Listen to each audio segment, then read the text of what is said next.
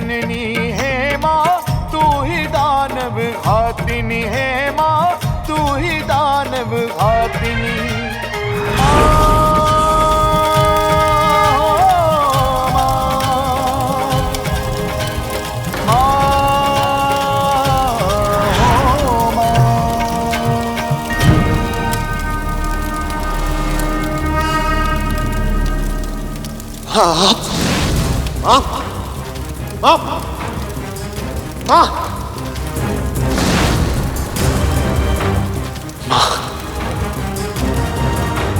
माँ ये युद्ध महिषासुर को नारी शक्ति का पाठ पढ़ाने हेतु कर रही हैं। ये पाठ समस्त सृष्टि के लिए भी एक सीख होगी कि नारी सदा ही आदर की पात्र होती है और वो किसी से दुर्बल नहीं होती। ये संभव नहीं। क्या हो रहा है मुझे?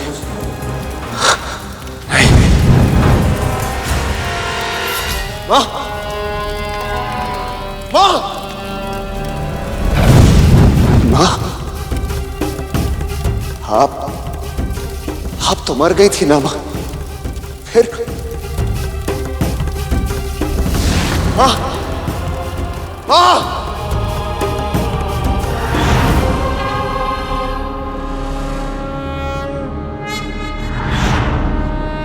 तो ये तुम्हारी माया है, मारना चाहती हो तुम मुझे। किसी निहत्थे पर कायर वार करते हैं महिषासुर। एक स्त्री कायर नहीं होती, बस वो न्याय करना चाहती है, किसी से प्रतिशोध नहीं लेना चाहती, केवल दुष्टों को दंड देना चाहती है।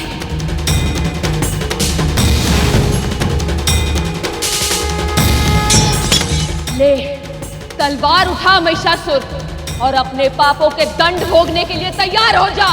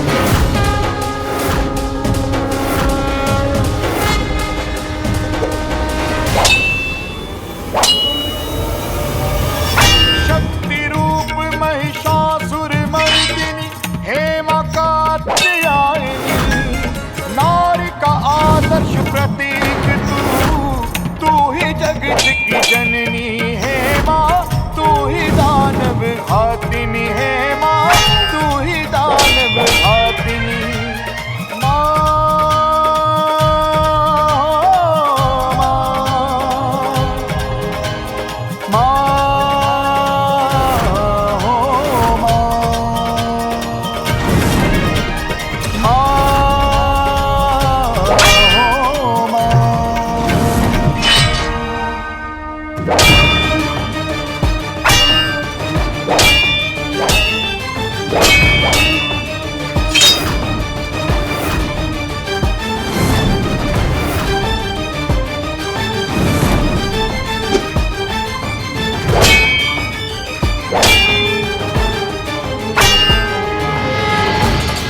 मां कात्यायनी ने यह सिद्ध कर दिया कि ये साक्षात शक्ति हर स्त्री में इन्हीं का अंश। अब महिषासुर को पता चलेगा कि वह किसका अपमान करने का प्रयत्न कर रहा था।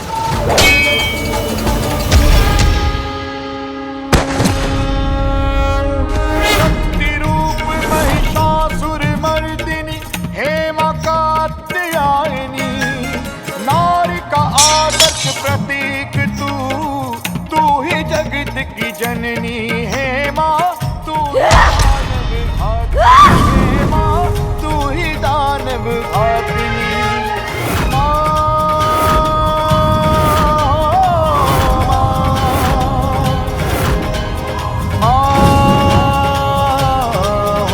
स्त्री रुक जा, रुक जा।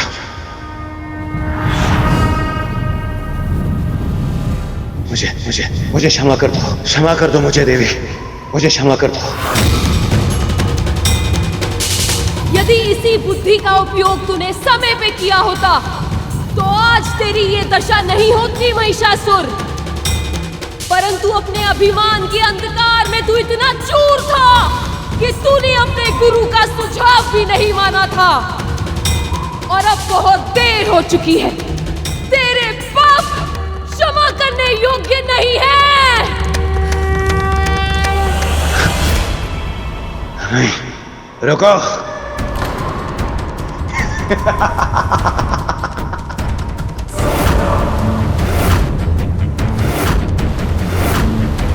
नहीं मार सकती आप मुझे।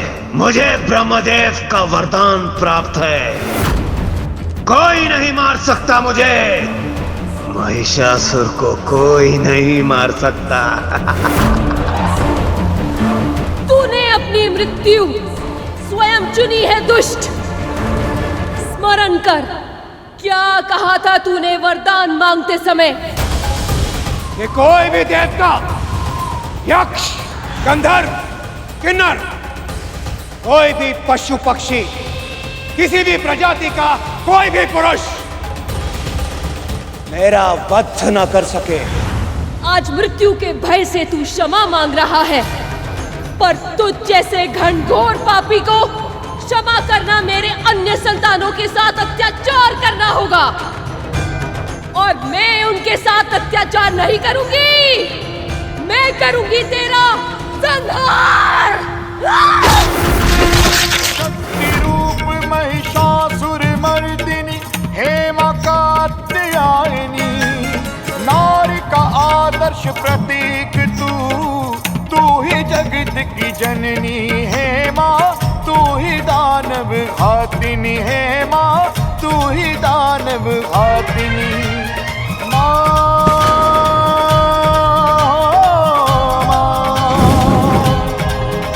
महिषासुर का अंत हो गया। जिसके अत्याचार से सारी सृष्टि कांपती थी, उसका संहार कर दिया माँ ने।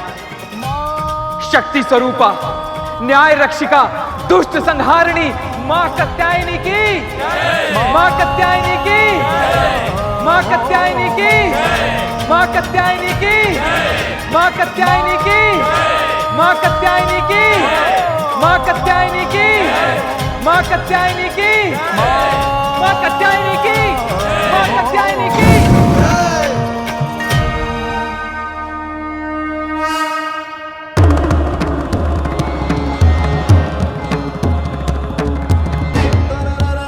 शांत देवी,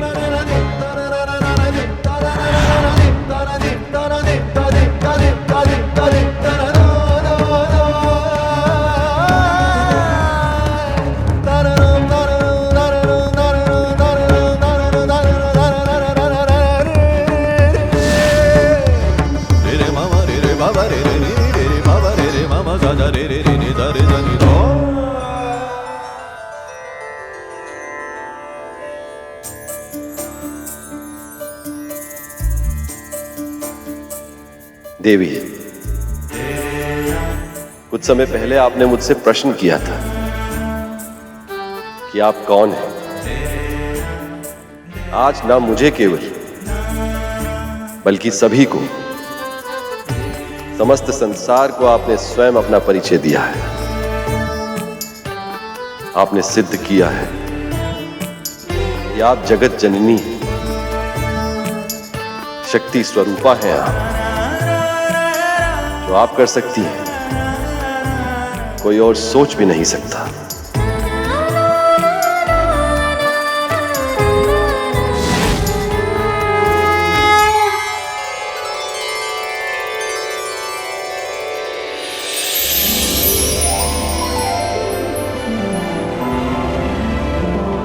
वैसे सृष्टि के संचालन का कार्य तो मेरा है देवी, किंतु आपने मेरा यह कठिन कार्य सरल कर दिया।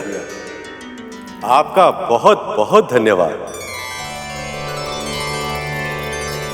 मेरे वरदान के कारण ही संसार को इस भीषण संकट का सामना करना पड़ा। आज आपने इस दुष्ट का वध करके संसार को नया जीवन दिया है। इसके लिए मैं आपका कोटि कोटि अभिनंदन करता हूं, धन्यवाद करता हूं।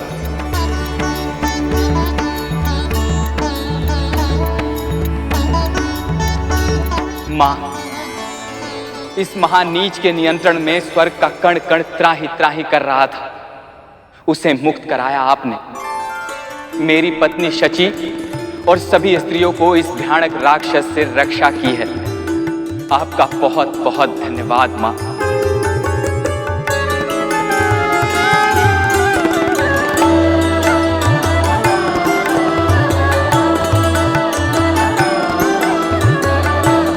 देवी,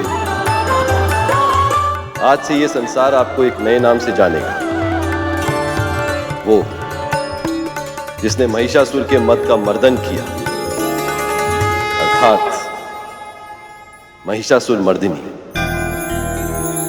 महिषासुर मर्दिनी की, महिषासुर मर्दिनी की, महिषासुर मर्दिनी की, महिषासुर मर्दिनी की, महिषासुर मर्दिनी की, महिषासुर मर्दिनी की, महिषासुर मर्दिनी की।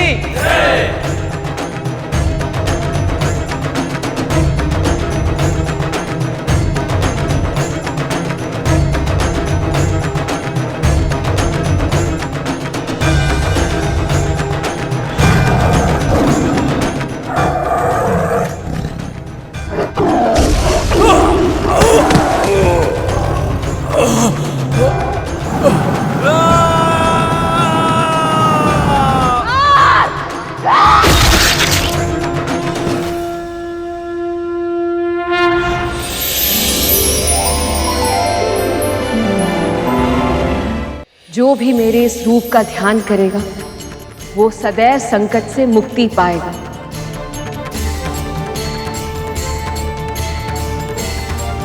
मेरे इस अवतार से पापियों और दुराचारियों के मन में भय उत्पन्न होगा, हर सच्चे भक्तों को निर्भय बनाएगा। ये मेरा आशीर्वाद है।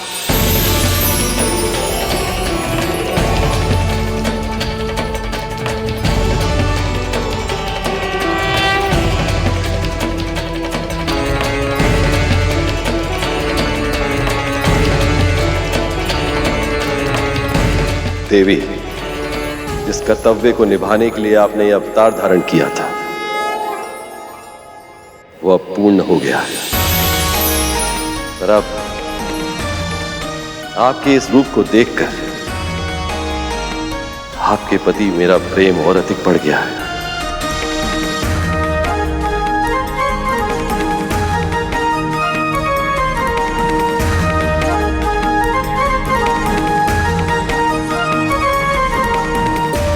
यदि आप उचित समझें देवी, तो मैं आपके इस रूप को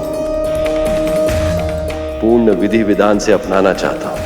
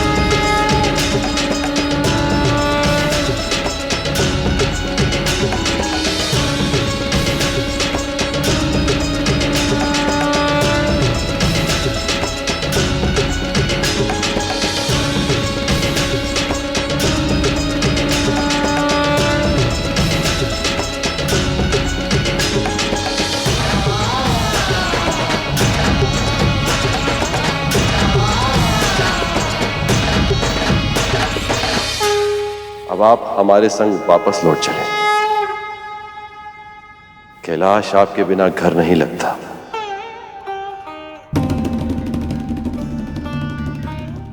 आप तो जानती हैं कि आपके बिना मेरी साधना अधूरी है। हाँ माँ, वापस आ जाइए। अब आपके इस पुत्र को, बल्कि नंदी, श्रृंगी और सभी कैलाश वासियों को आपकी स्मृति सता रही है। कैलाश और कैलाश वासियों की स्मृति तो मुझे भी सता रही है गणेश। और वैसे भी एक स्त्री को संसार और घर में चुनने की आवश्यकता नहीं है। यदि एक स्त्री चाहे तो घर के भीतर और बाहर दोनों स्थानों के कर्तव्य निभा सकती है, यदि उसके साथ हो प्रेम और अपने परिवार का साथ।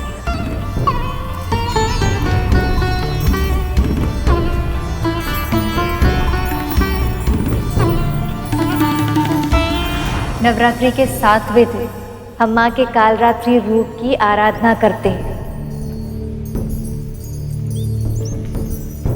कालरात्रि जिनके वश में है काल अर्थात मृत्यु और समय, इस रूप में माँ संसार को ये शिक्षा देना चाहती है कि एक स्त्री अपनी इच्छा शक्ति, भक्ति और तपोबल से अपने पति और संतान पर आए संकट को द्वार से ही लौटा सकती है, फिर चाहे वो बुरा समय हो या स्वयं मृत्यु।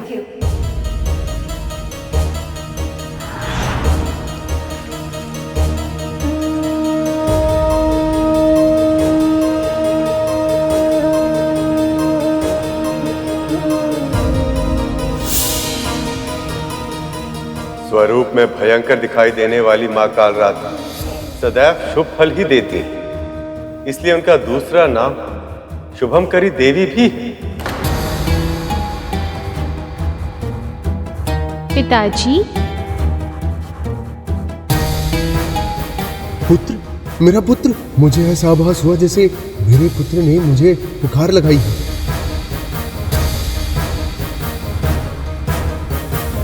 कहीं ये दोनों अपने पुत्र के लौटने का तो नहीं सोच रहे हैं? यदि वो लौटा है तो मेरी सारी योजना विफल हो जाएगी। क्यों? क्या हुआ? अब आप दोनों एक दूसरे को ऐसे काहे घूरे जा रहे हैं? न जाने क्यों आज अचानक ऐसा लगा जैसे हमारे पुत्र हमें पुकारे। हमें भी रह रहकर उनके मुख की स्मृति आ रही है। ऐसा लग रहा है जैसे जैसे वो हमारे निकट ही कहीं है। ये तो शुभ संकेत है। हो सकता है आप दोनों का आभास सही हो और नवरात्रि समाप्त होने के पहले तक वो घर लौट आए।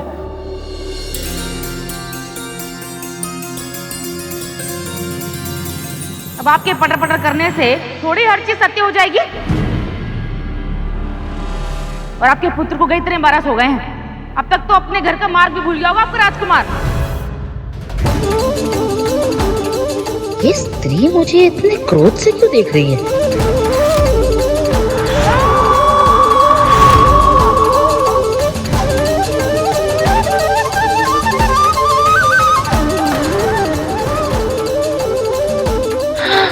और मुझे इनमें माता का रौद्र स्वरूप क्यों दिखाई दे रहा है? ये कथा सुनकर आपको पता तो चल ही गया हो कि यदि मां चाहे तो कुछ भी संभव हो सकता है। आप पूरे मन से व्रत और पूजा करें। मुझे पूरा विश्वास है कि यदि मां प्रसन्न हुई तो आपकी मनोकामना अवश्य पूर्ण होगी।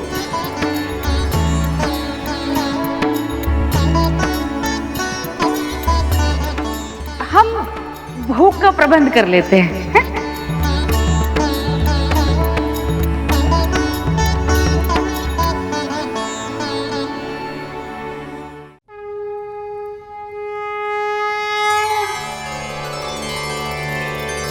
आप सब निश्चिंत रहे। सच्चे मन और विधि विधान से किए गए व्रत का मनवांछित फल अवश्य मिलेगा।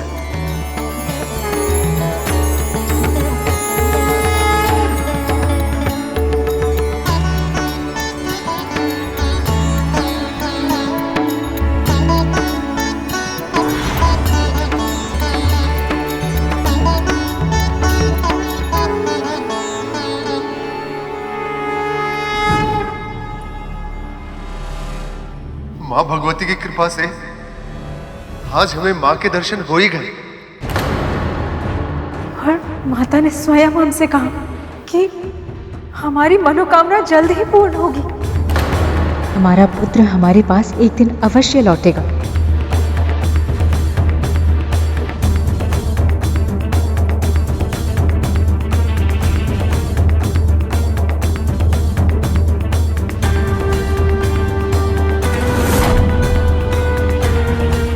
पहले क्षण भर के लिए हमें लगा कि उस स्त्री में देवी दुर्गा का रूप दिखाई दिया, और अब छोटी और भाभी को भी उस मूर्ति में देवी के दर्शन हो गए। हो सकता है ये हमारे मन का भ्रम हो, और यदि सत्य हुआ तो, यदि सच में इन दोनों की पूजा सफल हो गई तो? नहीं, हम ऐसा नहीं होने दे सकते। हम ऐसा किसी भी मूल्य पर होने नहीं दे सकते।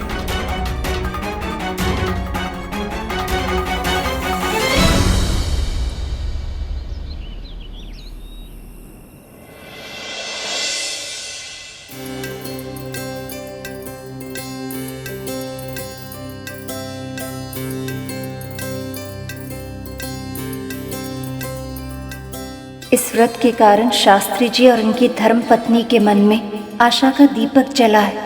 यदि किसी कारण से इनकी मनोकामना पूरी नहीं हुई तो आस्था से इनका विश्वास हट जाएगा और इनकी आशा का दीपक बुझ जाएगा।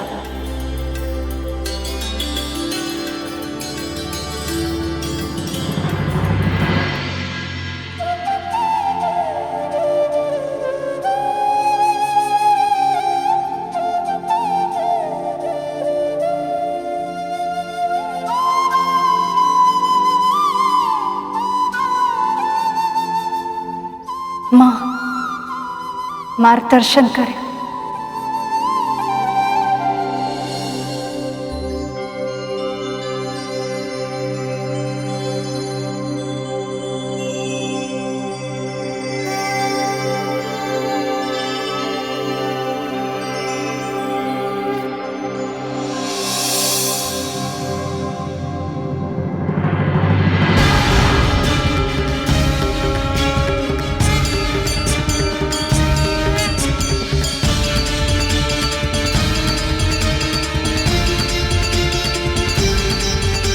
माँ,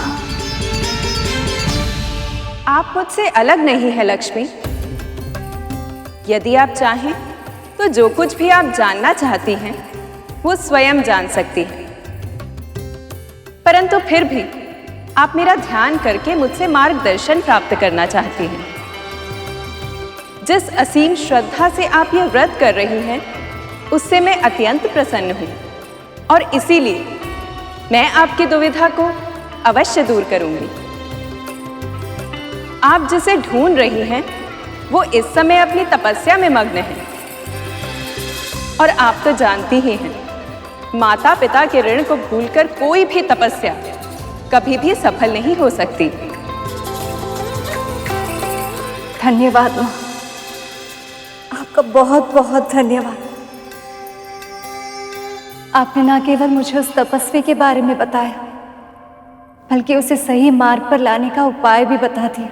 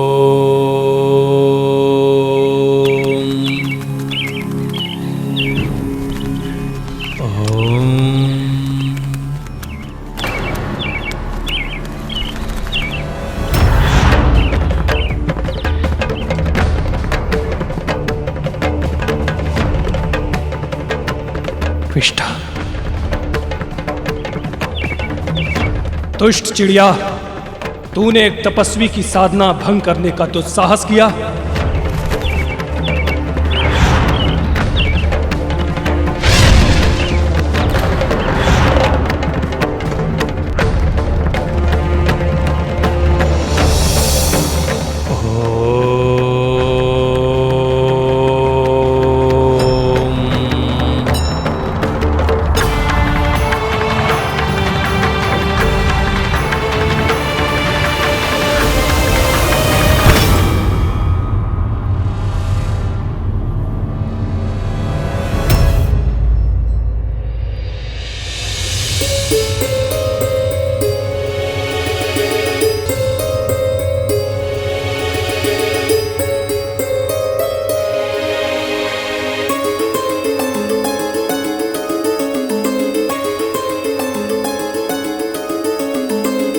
तो अभी उस तपस्वी की आंखें नहीं खुली है। उसकी आंखों पर पड़ा पट हटाना होगा, सत्य दिखाना होगा उसे।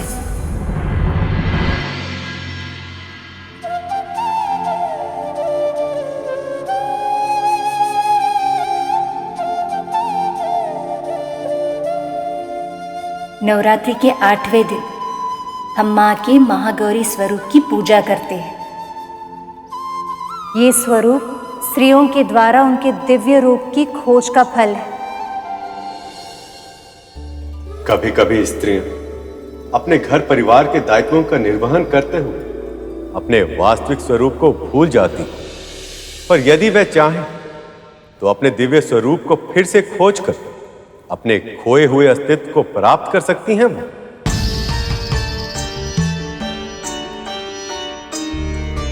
परंतु मां, इससे मां के महागौरी अवतार का क्या संबंध है? मां का ये दिव्य स्वरूप कैसे उजागर हुआ?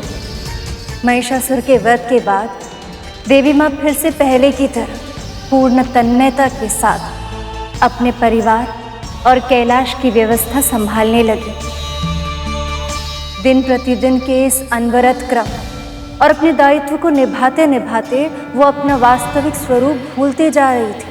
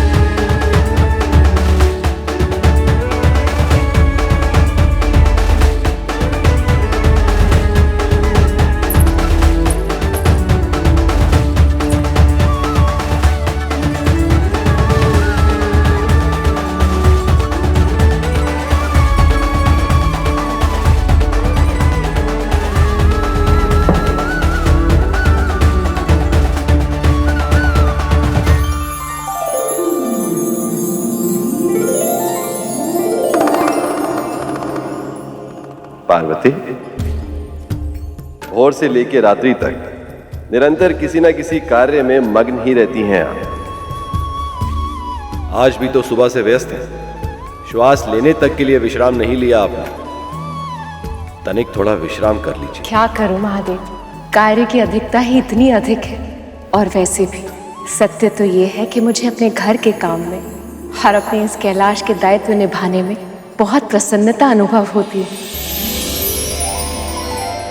अरे, दाल चढ़ाई है, अभी आई है।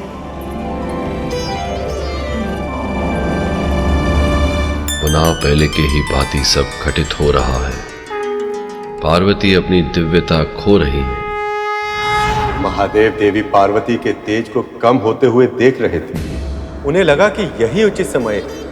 अब देवी पार्वती को उनके पूर्ण और वास्तविक स्वरूप को पाने के लिए प्रेरित किया जाना चाहिए, क्योंकि वो जानते थे कि बाह्य प्रेरणा के अभाव में देवी के मन में अपने दिव्य स्वरूप को जानने की इच्छा का जागरण संभव नहीं है।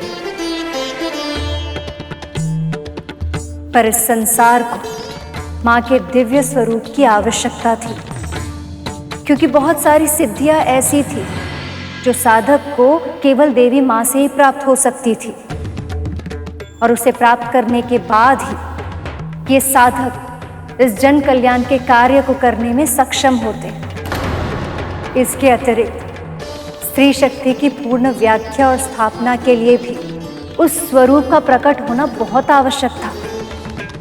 परंतु महादेव वो भी मन ही मन भयभीत थे। कथा तो बहुत अच्छी सुनाती हैं आप, पर इसका अर्थ ये तो नहीं ना है कि आप जो भी बोलेंगे हम मान लेंगे।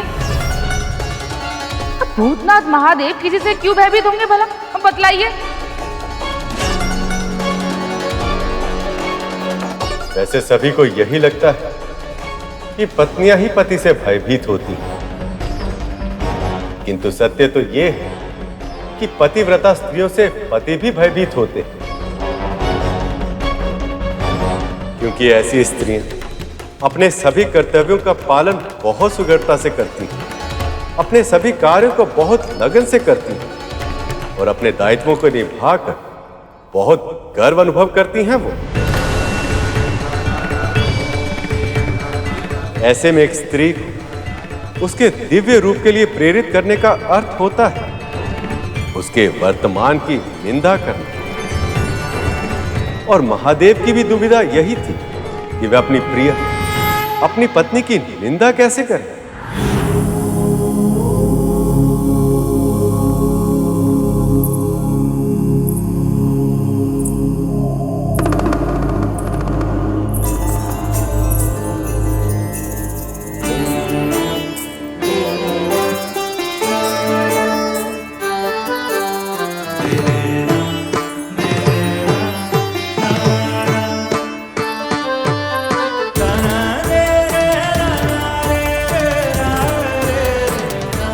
लीजिए प्रभु आपका पान।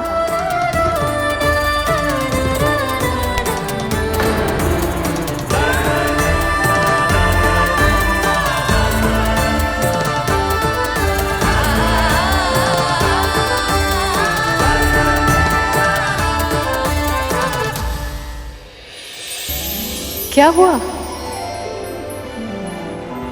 ऐसे क्यों देख रहे हैं? ओहो, बताइए भी। आपका मन दुखाए बिना कैसे कहूं प्रिय, बस यही आशा है कि किसी तरह मेरे हृदय को चीरने वाले इस परिवर्तन को आप स्वयं ही देख लें तो मेरी दुविधा समाप्त हो जाए।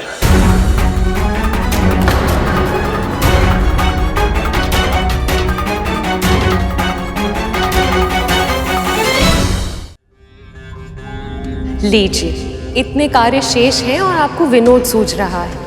अब छोड़िए भी, मुझे एकादशी की तैयारी करनी है।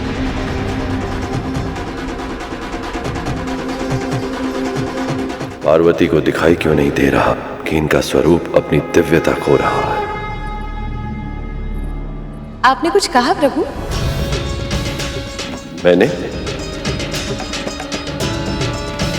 मैं तो मौन हूं प्रिय। मुख से मौन है पर मन से मुखर। बताइए ना, क्या सोच रहे थे मेरे बारे में? मैं जानती हूं आपने मन ही मन कुछ कहा है मेरे लिए। आप भी तो जानते हैं, प्रशंसा शब्दों में हो तो सुनने वाले को और भी प्रसन्नता होती है। पार्वती की इच्छा प्रशंसा सुनने की है, पर जब इन्हें पता चलेगा कि मैं इनकी प्रशंसा नहीं निंदा कर रहा था तो कहीं इन्हें क्रोध ना आ जाए। ओहो, बताइए भी।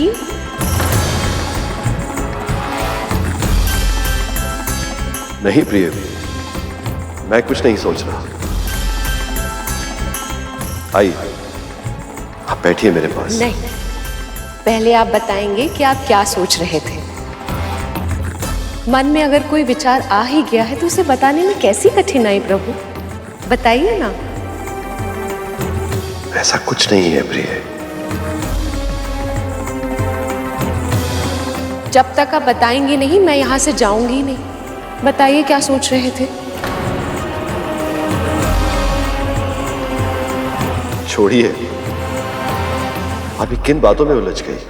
आपके मन में मेरे लिए कोई बात है और आप मुझे उसे बताना नहीं चाहते, ऐसा क्यों प्रभु? उसे छिपाने के लिए तरह तरह के यत्न प्रयत्न कर रहे हैं। अवश्य कोई बड़ी और अप्रिय बात होगी। अब तो मैं जानकर ही रहूंगी महादेव, आपको बताना ही होगा।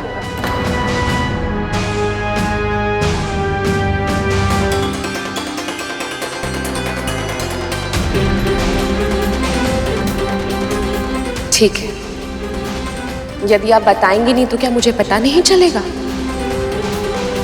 मैं अपनी शक्ति से स्वयं जान लूंगी।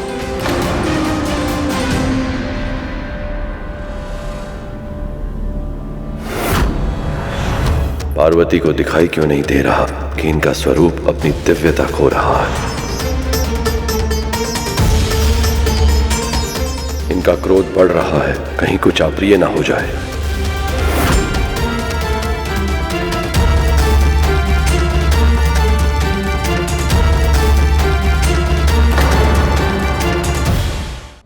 तो ये भाव है आपके मन में अपनी पत्नी के लिए?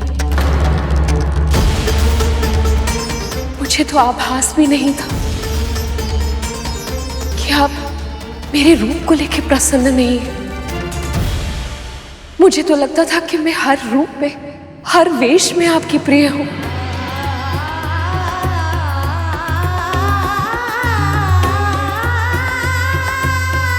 आपको सत्य ही लगता है भाई? हर रूप में, हर स्वरूप में मुझे आप सबसे अधिक प्रिय हैं। तो फिर ये बात आपके मन में आई भी कैसे? इतनी बड़ी बात, मेरा रूप आपके लिए दिव्य नहीं है, ये आपके लिए विषाद का कारण है। आप मेरे इस रूप को दिव्य नहीं मानते। एक स्त्री का जीवन तभी सार्थक होता है जब वो अपने पति की दृष्टि में संसार की सबसे अच्छी, सबसे सुंदर, सबसे उत्तम स्त्री हो। पर आपके मन में मेरे स्वरूप को लेकर प्रश्न उठ रहे हैं। आप ऐसा क्यों कह रही हैं देवी? ये सत्य है स्वामी, धिक्कार है मुझ पर, धिक्कार है ऐसे जीवन पर कि मैं अपने पति को पूर्ण सुख नहीं दे पाई।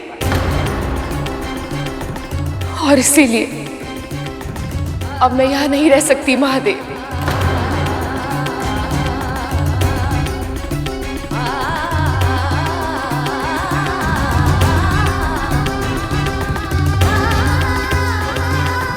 दुख केवल एक ही बात का है कि मैं आपको प्रिय नहीं लगती। यही बात आपने मुझे पहले क्यों नहीं कही?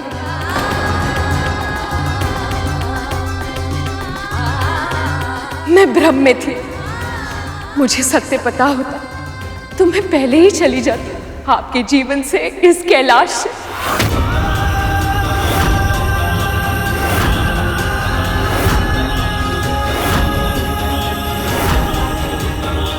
जब भूल का पता लग जाए तो उसे सुधार लेना चाहिए।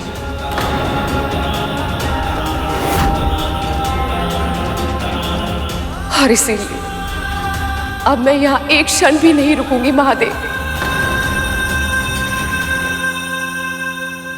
मैं जा रही हूं, इसी क्षण जा रही हूं।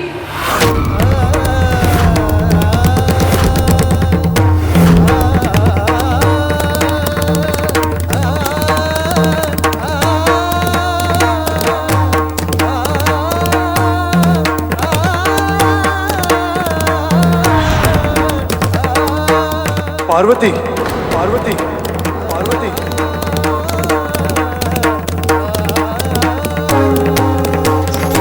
पार्वती, पार्वती, पार्वती।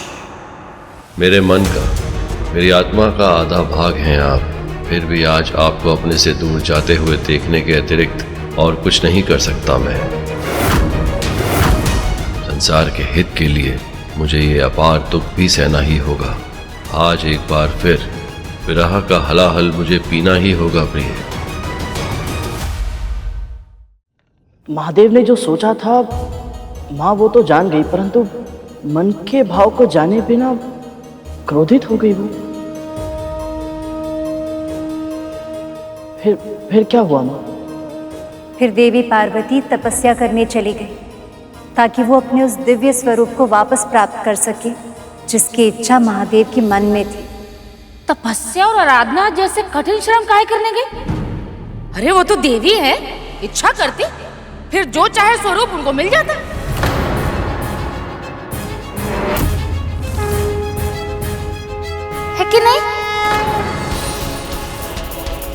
सत्य है, किंतु वह संसार की जगत माता भी है, इसलिए अपने बनाए संसार के नियमों का पालन कर रही थी। अपने कर्मों से यह आदर्श स्थापित कर रही थी कि परिश्रम और तपस्या के बिना कुछ भी प्राप्त नहीं होता। देवी पार्वती ने वन में जाकर ब्रह्मा जी के मंत्र का जाप आरंभ कर दिया था, किंतु उस सघन वन में देवी पार्वती अकेली नहीं थी।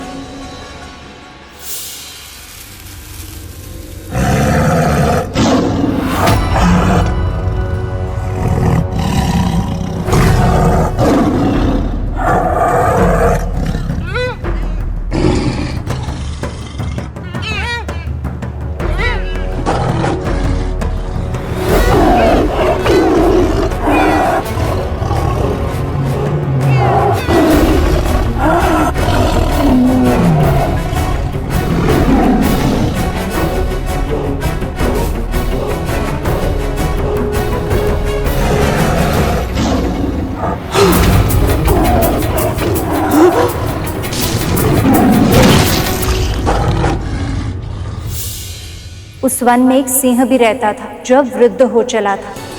पशुओं का आखेट ना कर पाने के कारण वो नरभक्षी बन चुका था, किंतु देवी पार्वती इस बात से विभिन्न अपनी तपस्या में लीन थी। ओम ब्रह्मदेवाय नमः। ओम ब्रह्मदेवाय नमः।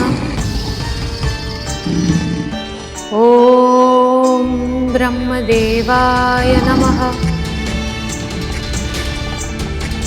ओम ब्रह्मदेवाय नमः। ओम ब्रह्मदेवाय नमः। ओम ब्रह्मदेवाय नमः। ओम ब्रह्मदेवाय नमः। ओम ब्रह्मदेवाय नमः। ओम ब्रह्मदेवाय नमः।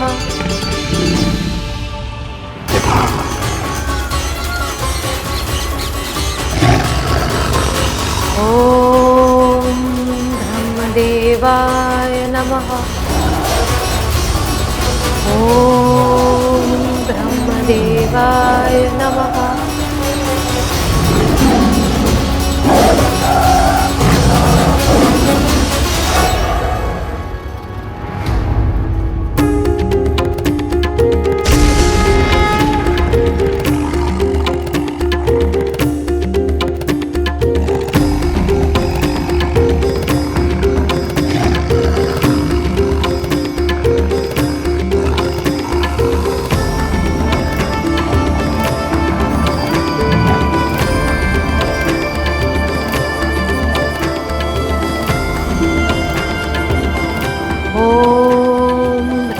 ब्रह्मदेवाय नमः। ओम ब्रह्मदेवाय नमः। ऐसा होता है माँ की करुणामयी दृष्टि का प्रभाव। ये दृष्टि जिस पर पड़ जाए उसकी कामनाएं, इच्छा, यहाँ तक कि भूख प्यास सब कुछ समाप्त हो जाती है। वो इस माँ की दिव्य शक्ति का कृपा पात्र बनकर माँ की सेवा में रम जाता है। ऐसा ही कुछ उस सिंह के साथ भी हुआ। क्षण भर में उसका उग्र स्वभाव शांत हो गया। उसने पशुओं का आखेट करना बंद कर दिया। माँ की तपस्या में कोई व्यवधान ना आए, इसलिए वो उस स्थान की रक्षा करने लगा। ओम ब्रह्मदेवाय नमः। ओम ब्रह्मदेवाय नमः। ओम ब्रह्मदेवाय नमः। ओम ब्रह्मदेवाय नमः। ओम ब्रह्मदेवाय नमः।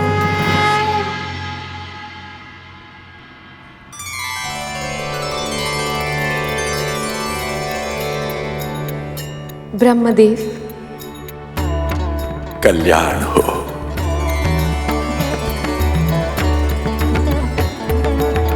तपस्या के समस्त फलों की सिद्धि तो आपके ही अधीन है देवी। इतनी घनघोर तपस्या की, इस लीला की क्या आवश्यकता थी देवी? ब्रह्मदेव, सृष्टि के आदि काल में समस्त प्रजा के प्रथम होने के कारण आप मेरे ज्येष्ठ पुत्र हैं, पर प्रजा की वृद्धि के लिए आपके ललाट से महादेव के रौद्र रूप का प्रादुर्भाव हुआ था। इसीलिए आप मेरे पति के पिता अर्थात मेरे ससुर होने के कारण गुरुजनों की कोटि में हैं। और जब मैं ये सोचती हूँ कि मेरे इस जन्म के पिता गिरिराज हिमालय और पूर्व जन्म के पिता प्रजापति दक्ष आपके पुत्र हैं, तो उस संबंध से आप मेरे पितामह भी हैं। हे लोक पितामह, पति के इस कथन से मेरा हृदय दुखी है। इसकी चर्चा तो मैं नहीं करना चाहती, पर आपसे ये प्रार्थना अवश्य करूंगी कि आप मुझे अपने सम्मान, गौर, वर्ण और दिव्य स्वरूप प्रदान करने की कृपा करें। बस इस प्रयोजन के लिए आपने इतनी कठिन तपस्या की। हे देवी, आपकी इस लीला ने मेरे सम्मान में वृद्धि की है। आज आपने सिद्ध कर दिया कि जिस संसार को आपने जन्म दिया है, उसकी मर्यादा आप कभी भंग नहीं होने देंगे। वैसे आपको वरदान देने की योग्यता, क्षमता मुझ में नहीं है, किंतु फिर भी यदि आप अपनी इच्छा पूर्ति का माध्यम मुझे ही बनाना चाहती हैं, तो आपकी हर मनोकामना पूरी होगी। तथास्तु।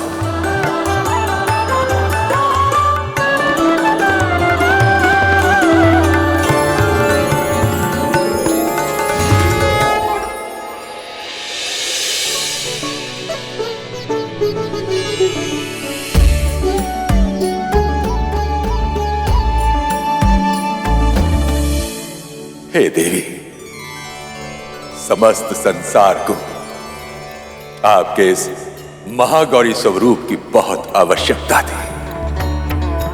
आपके इस स्वरूप से साधकों को वो सिद्धियां प्राप्त होंगी जिनसे संसार को अभूतपूर्व लाभ प्राप्त होगा। अब आप कैलाश की ओर प्रस्थान कीजिए। वहां महादेव और समस्त कैलाशवासी आपसे दूर होकर बहुत व्याकुल हैं। सोमनंदी, चलो घर चले।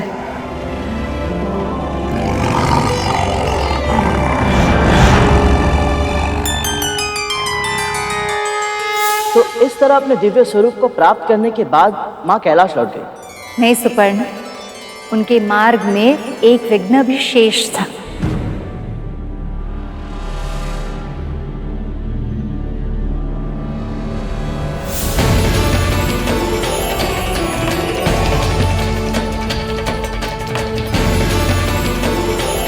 मैंने तपस्या करके ये महागौरी स्वरूप तो प्राप्त कर लिया, पर जब मेरे पति, मेरे प्रभु महादेव इस स्वरूप को देखेंगे तो ये उन्हें प्रिय लगेगा या नहीं, न जाने कैसी प्रतिक्रिया देंगे वो।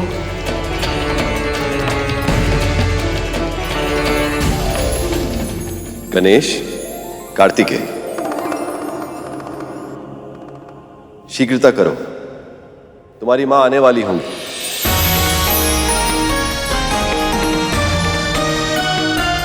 उचित ये होगा कि मैं स्वयं जाकर उन्हें ले आऊं। प्रभु, मां को लेने शिवगण पहले ही जा चुके हैं।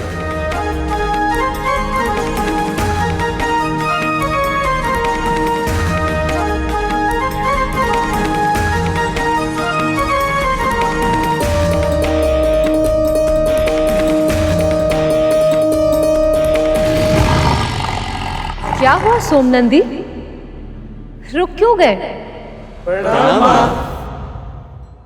अद्भुत मां, आपका स्वरूप तो सचमुच बड़ा ही दिव्य है। महादेव जब इसे देखेंगे तो प्रसन्नता से झूम उठेंगे। उनकी प्रसन्नता में ही मेरी प्रसन्नता है। अब मार्ग तो छोड़ो ताकि मैं शीघ्र ही उनके पास पहुंच जाऊं। आप निस्संदेह जाइए माँ, पर ये सिंह आगे नहीं जा सकता।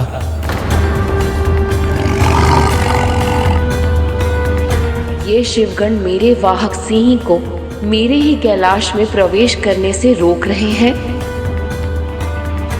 क्या इस कैलाश पर मेरा कोई अधिकार नहीं? यदि महादेव इस कैलाश के स्वामी हैं तो मैं भी तो उनकी अर्धशक्ति हूँ, इस कैलाश की स्वामिनी हूँ। मुझे इनके भीतर अपना महत्व स्थापित करना ही होगा।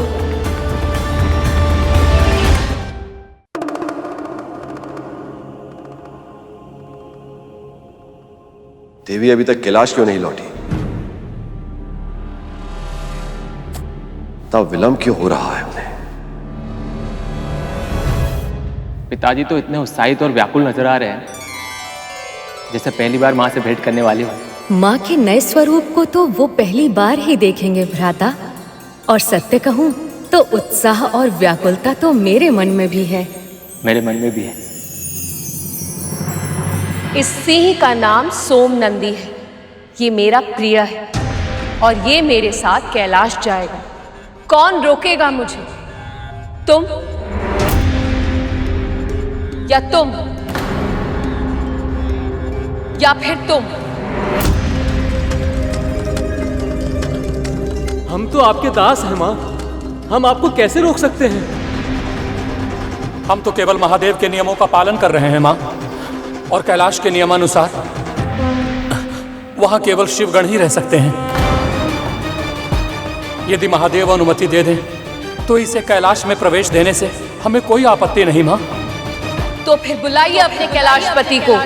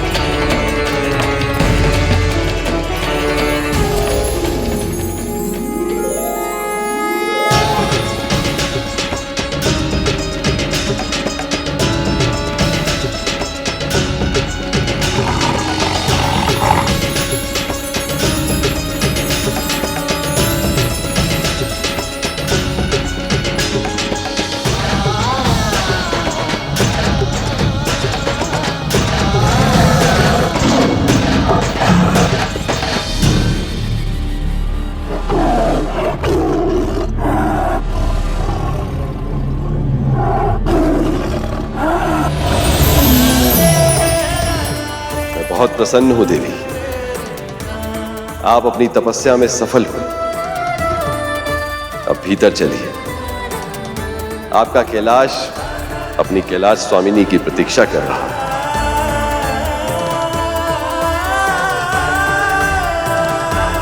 इस क्षण की प्रतीक्षा मैंने भी बहुत व्याकुलता के साथ की है प्रभु, पर मैं सोमनंदी के साथ ही भीतर प्रवेश करूंगी, इसके बिना नहीं।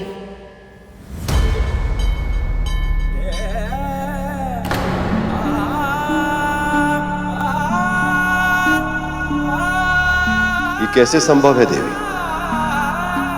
ये सिंह दुष्ट और हिंसक प्रवृत्ति का है, नरभक्षी है ये। अपने अतीत में था महादेव, पर अब जब से ये मेरी शरण में आया है, इसने आखेट करना तक छोड़ दिया है। इसका स्वभाव पूरी तरह से बदल गया है। इसने मेरी तपस्या में रक्षा की है, ध्यान रखा कि मेरी तपस्या में किसी भी तरह का विघ्न ना आ पाए। ये सब अंतर मन में भक्ति भाव जागरण हुए बिना कैसे संभव हो सकता है प्रभु? आप तो जानते ही हैं, जिसके मन में सच्चे रूप से भक्ति जाग जाए तो अतीत के सारे पाप उसके लिए अपने आप अंत हो जाते हैं। और सबसे बड़ी बात तो ये है कि इसे मेरी कृपा प्राप्त है। ऐसा प्राणी अपने पूर्व संचित पापों से, सभी कष्टों से और हर दुखों से सहज ही मुक्त हो जाता है। और इसीलिए इसे अपने गणों में स्थान और कैलाश में प्रवेश करने की अनुमति आपको देनी ही होगी महादेव।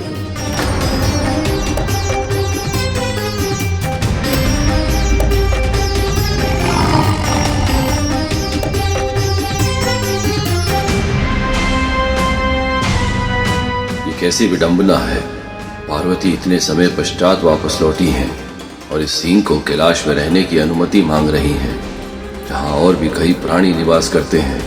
यदि मैंने अनुमति दे दी तो उन सभी प्राणियों के जीव संकट में पड़ सकते हैं।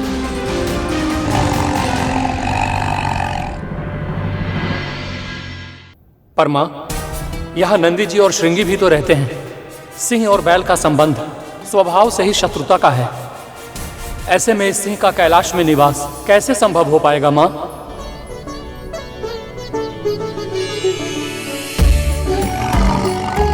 तपस्या की शक्ति से। प्रभु, आप तो स्थिरता के प्रतीक हैं। आपकी तपस्या के फल स्वरूप आपकी छत्र छाया में पलने वाला हर प्राणी अपनी हिंसक प्रवृत्ति को छोड़कर शांत हो गए हैं। सारा संसार जानता है, जहाँ शत्रु भी अपना वैर भाव त्याग कर प्रेम से अपने संबंधियों के साथ रहता है, वही कैलाश कहलाता है। इस संसार में जहाँ मूषक सर्प का भोजन होता है और सर्प मोर का, वहाँ गणेश का मूषक, आपका सर्प और कार्तिकेय का मोर एक साथ प्रेम से वास करते हैं। वैसे ही एक बैल और सिंह भी साथ में रह सकते हैं।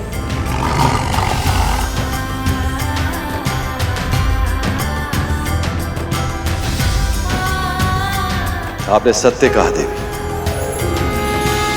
जहां शत्रु वैर भूल जाए वो स्थान कैलाश ही हो सकता है।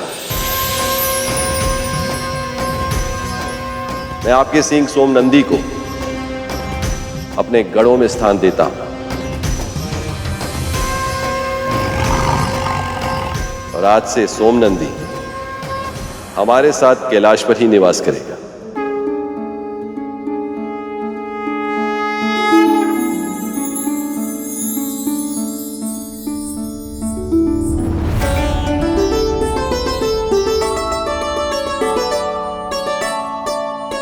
अब तो आप पधारी हैं।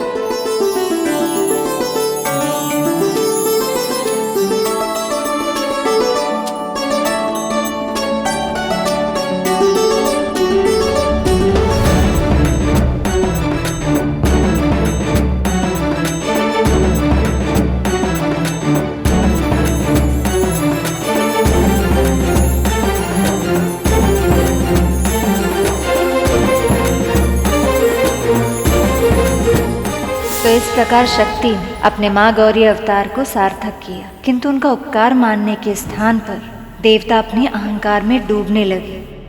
वो स्वयं को सबसे अधिक शक्तिशाली समझने लगे थे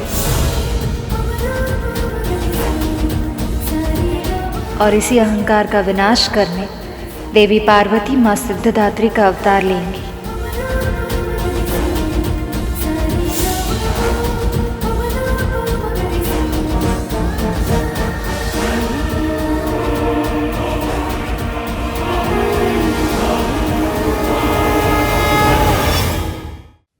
इस तरह महागौरी की कथा पूरी हुई। अब अगली कथा अर्थात नौ दुर्गा की कथा हम कल सुनेंगे। चलिए आरती करते हैं।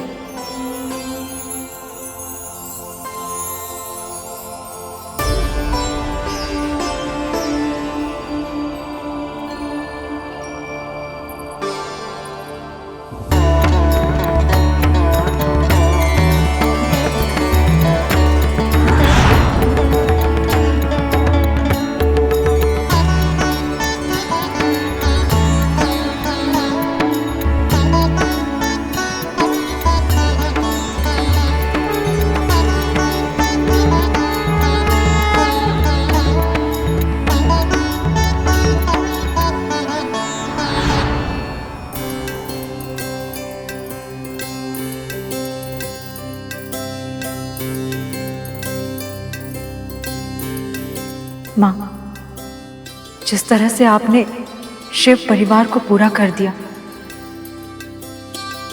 उसी तरह आप हमारे पुत्र को भी हमारे पास वापस भेज दीजिए। हम पर कृपा करिए माँ, हमारा परिवार भी अब पूरा कर दीजिए। हमारे पुत्र को हमारे पास वापस लौटा दीजिए।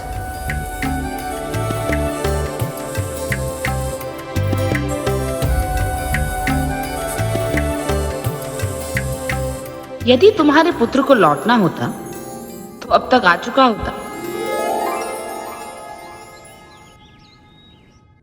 नमस्ते। अरे बहन जी आप, वो मैं आपको ये बताने आई थी कि कल ना नवरात्रि की अंतिम तिथि नवमी है, जहाँ कन्याओं का पूजन करना आवश्यक है, तभी नवरात्रि व्रत का पूर्ण फल प्राप्त हो सकता है।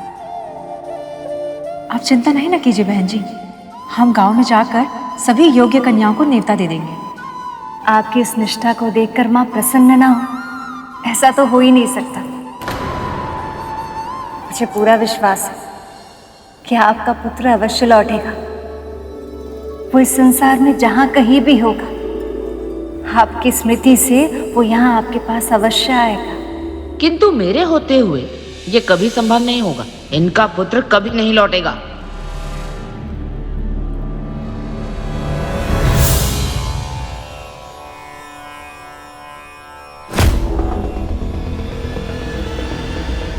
माँ, चलिए मैं चलती हूँ। जी नमस्ते।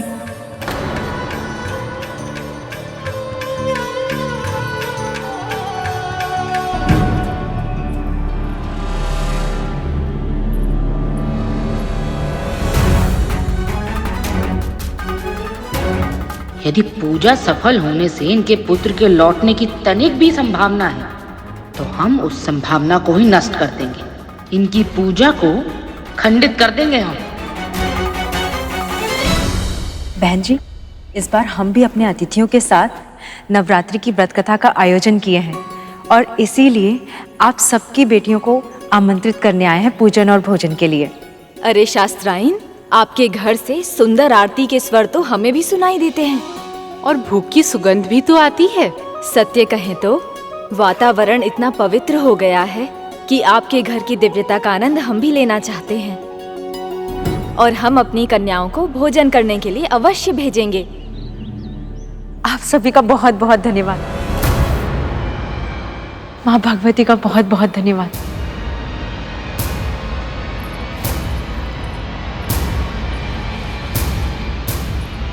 अरे चलो भी, विलंब हो रहा है।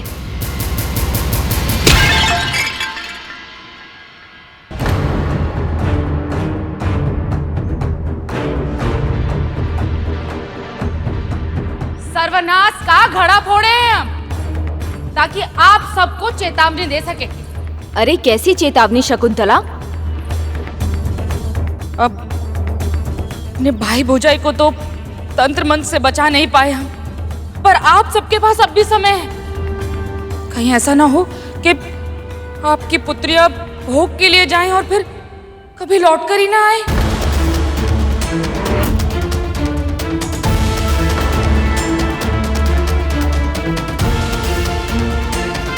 ये क्या कह रही हो तुम? संभावना को ही नष्ट कर रहे हैं, किसी भी अप्रिय संभावना को। अरे स्वयं सोचकर देखिए, कहीं ऐसा तो नहीं कि आप सबकी पुत्रियां होने के कारण उनके मन में ईर्ष्या हो और ये पूजा पाठ सिर्फ बहाना हो और तंत्र मंत्र करके वो आप सबके संतानों को आपसे दूर कर दे। वैसे भी आज तक तो नवरात्रि मनाई नहीं और इन अतिथियों के कहने पे सब कुछ किए चले जा रहे हैं। किसी को आभास भी नहीं है कि अतिथि कौन है, कहां से आए हैं। अब उनके कारण आप सबके जीवन में कोई भी समस्या आई तो बताइए क्या कीजिएगा आप सब? बात तो सही कह रही हो तुम। हमारे पुत्रों को कहीं कुछ हो गया तो?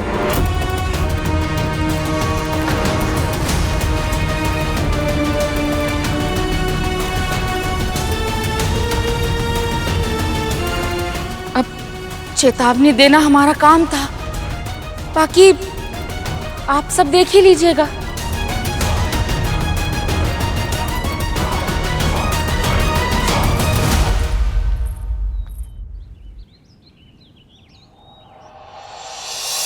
आज हम मां सिद्धिदात्री की कथा सुनने के बाद कन्या पूजन करके उन्हें भोग लगाएंगे। उसके बाद ही हमारा व्रत पूर्ण होगा। जी। जब कन्याएं आएंगी ही नहीं तो ना होगा कन्या पूजन और ना होगा व्रत पूरा।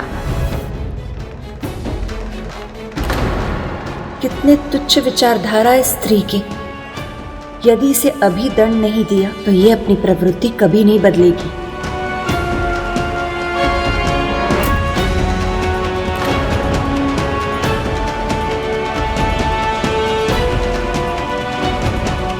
बाकी तैयारियां बाद में होती रहेंगी। अभी हम कथा आरंभ करते हैं।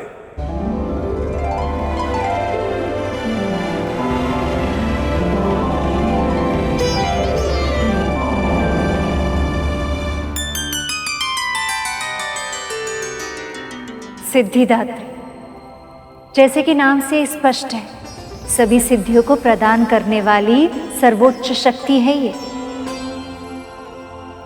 इनके अनेक सिद्धियों के नाम हैं अणिमा, लघिमा, प्राप्ति, प्राकाम्य, महिमा, इशित्व या वशित्व, सर्वकाम वसायिता, सर्वज्ञत्व, दूरश्रवण, पराकाय प्रवेशण, वाक सिद्धि, कल्पवृक्षत्व, सृष्टि, संहारकरण सामर्थ्य, अमरत्व, सर्वन्यायकत्व, भावना और सिद्धि। माँ सिद्धिदात्री ही इन सभी की जन्मदात्री है। ब्रह्मा, विष्णु, महेश अर्थात त्रिदेवों को भी उनकी सिद्धियाँ माँ सिद्धिदात्री की तपस्या करने के पश्चात ही प्राप्त हुई है। अष्ट सिद्धि नौ निधि की दात्री हे मां सिद्धिदात्री, मन वांछित फल प्राप्त करे जो ध्याते दिवस और रात। नवरात्रि के अंतिम दिन अर्थात 9वें दिन हम इन्हीं की पूजा करते हैं। मां का ये रूप स्त्री शक्ति की श्रेष्ठता को दर्शाता है। जो स्त्री पत्नी बनती, मां बनती, समाज और देश के संकट हरने के लिए दुर्गा बनती, वही स्त्री इस संसार की वास्तविक शक्ति।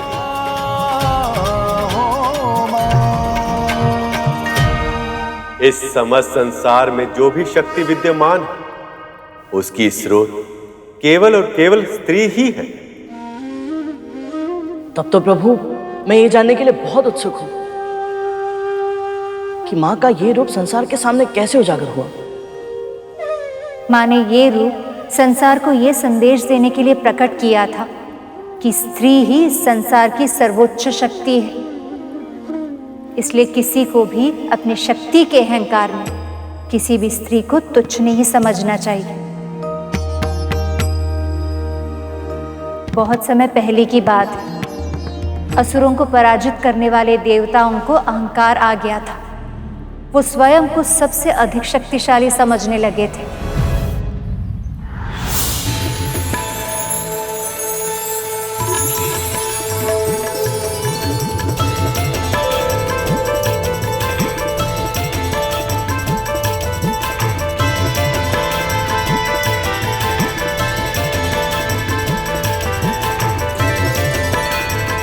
वैसे देवराज, महिषासुर के अंत के बाद सभी असुरों की दशा देखने योग्य है।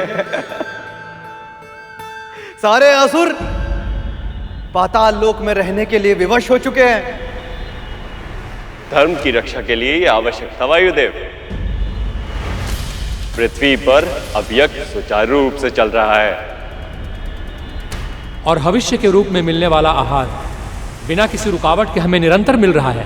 आगे भी मिलता रहेगा वरुण देव, सदैव। क्योंकि अब किसी असुर ने हमारे सामने शीश उठाने का दुस्साहस भी किया तो हमारा बाहुबल उसे ही नहीं, समस्त असुर जाति को सूखे पत्ते की तरह कुचल कर रख देगा। स्वर्ग पर सदा से हमारा अधिकार था, आज भी है और सदैव रहेगा। स्वर्ग पर सदा से हमारा अधिकार था, आज भी है और सदैव रहेगा। हमारी शक्ति के सामने कोई नहीं ठहर सकता, कोई नहीं, क्योंकि इस पूरे ब्रह्मांड में सबसे अधिक शक्तिशाली हम हैं। हम देवता हैं सबसे अधिक शक्तिशाली, क्योंकि इस पूरे ब्रह्मांड में सबसे अधिक शक्तिशाली हम हैं। हम देवता हैं सबसे अधिक शक्तिशाली।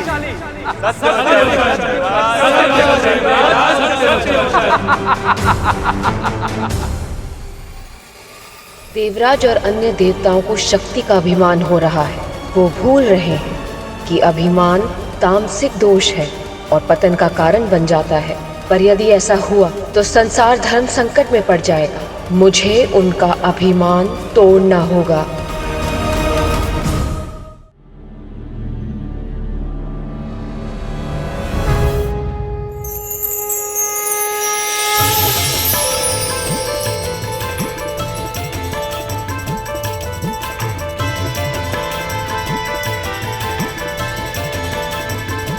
वाह, अद्भुत।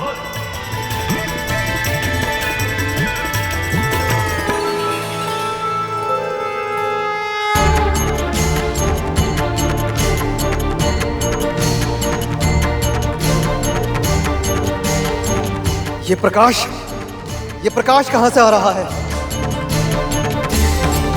सूर्य से भी तीव्र है ये प्रकाश। इसको सहन कर पाना तो मेरे लिए भी कठिन है।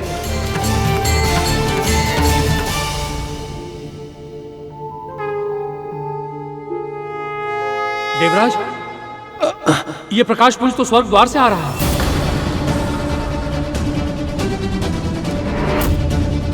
क्या है ये? कहां से आया और क्यों? कहीं ऐसा तो नहीं कि फिर से कोई असुर तपस्या करके शक्ति अर्जित करने का प्रयास कर रहा है? यदि ऐसा हुआ तो देवराज स्वर्ग पर फिर से संकट आ सकता है। तो जाइए वायुदेव, शीघ्र गति से जाइए और पता लगाइए इसकी उपस्थिति का कारण का भी और उद्देश्य का भी। जाइए। जो आज्ञा।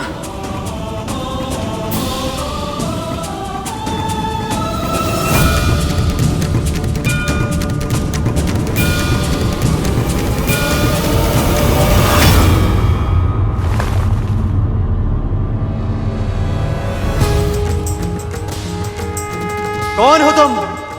उत्तर दो शक्तिपुंज, और किसकी शक्ति से संचालित हो? मैंने पूछा कौन हो तुम?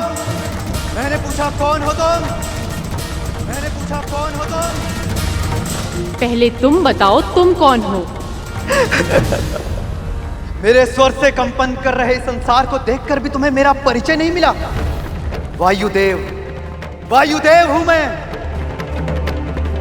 संसार के प्राण बसते हैं मुझ में। मैं चाहूं तो बड़े से बड़े नगर को पल भर में उड़ाकर मिट्टी के ढेर में बदल सकता हूं।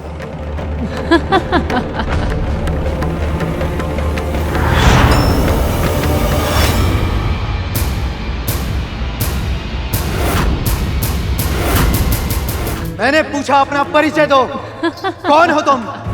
और इस तरह हंसकर मेरा उपहास उड़ाने का क्या अर्थ है? उपहास मैं नहीं, आप कर रहे हैं वायुदेव। एक पत्ते तक को उड़ाने की शक्ति नहीं है आप में, और बड़े बड़े नगर को उड़ाने की बात कर रहे हैं। स्त्री! यदि आप सत्य ही शक्तिशाली हैं, तो इस पत्ते को इस स्थान से हटाकर दिखाइए। स्त्री, क्या सचमुच आज तक तुमने मेरे विषय में नहीं सुना?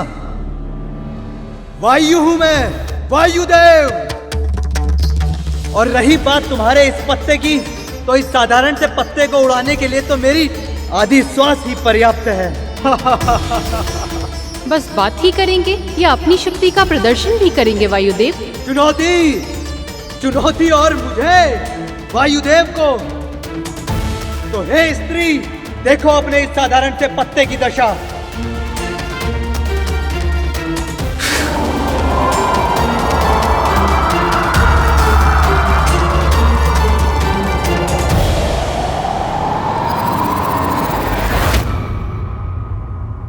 थोड़ी शक्ति और लगाकर दिखाइए।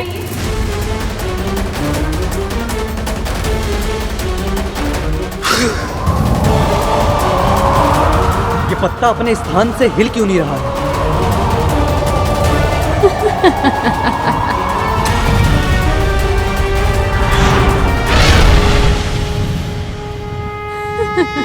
बस इतनी ही शक्ति वायुदेव।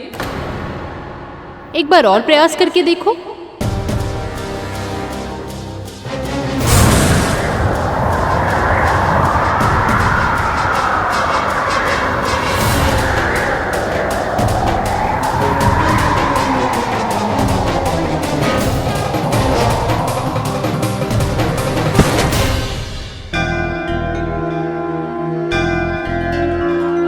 ये क्या?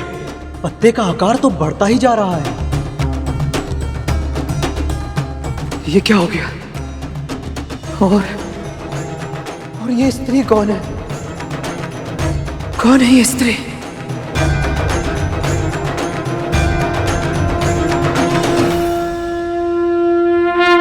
वायुदेव अपनी शक्ति का इतना भीषण प्रयोग कर रहे हैं, पर इस तेज पुंज का प्रकाश तो कम होने के स्थान पे बढ़ता ही जा रहा है।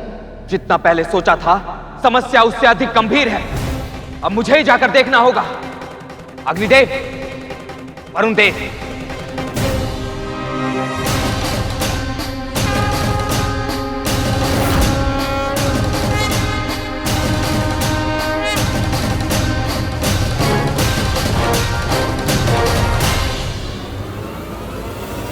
वायुदेव,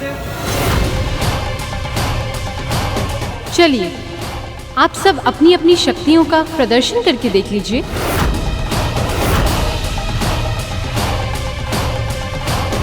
शक्ति का अहंकार विनाश ही लाता है।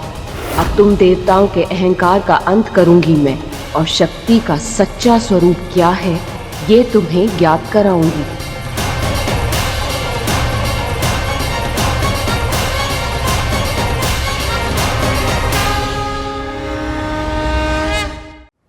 तुम कौन हो स्त्री, और किस प्रदर्शन की बात कर रही हो तुम? देवराज, ये कोई साधारण स्त्री नहीं है।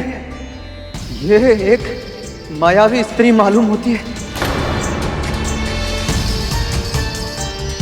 इसके द्वारा रखे गए इस पत्ते को, इस साधारण से पत्ते को मैं इस जगह से हिला तक नहीं पाया।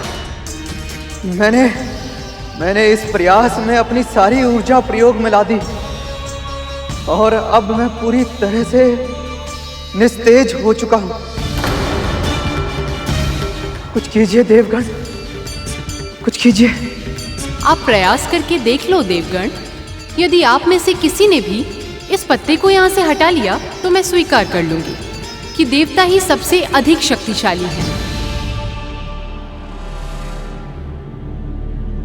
अभी बहा दूंगा मैं इस तिनके को।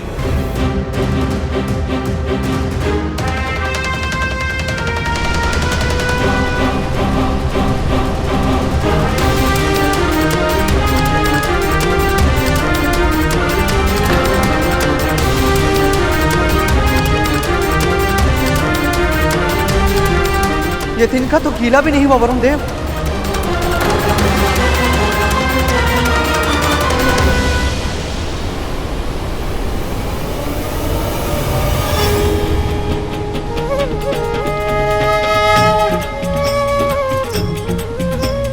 अष्ट सिद्धि नौ निधि की दात्री। जल अवशोषित करके पत्ते का आकार बढ़ गया, ये कैसे संभव है? फल प्राप्त करे जो ध्याते दिवस और रात्रि।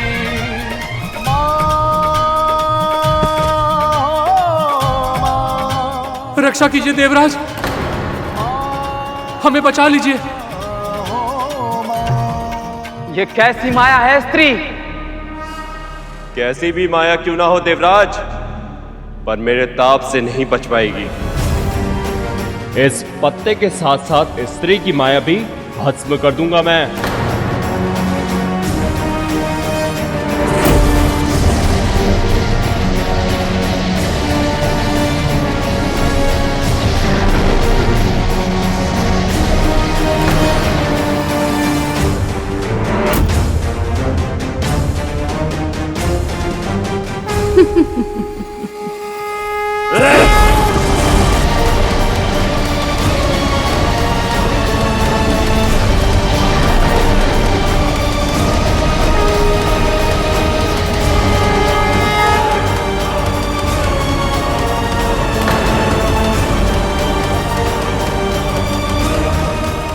असंभव। ना तो ये पत्ता साधारण है और ना ही ये स्त्री।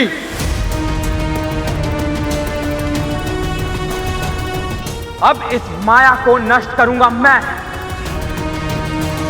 मेरे वज्र के प्रहार से आज तक कोई नहीं बच पाया।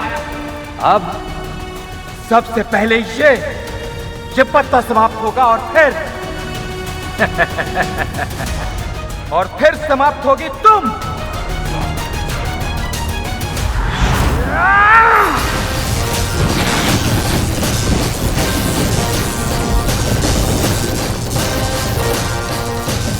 ये क्या? इस पत्ते पर तो देवराज का वज्र भी विफल हो रहा है।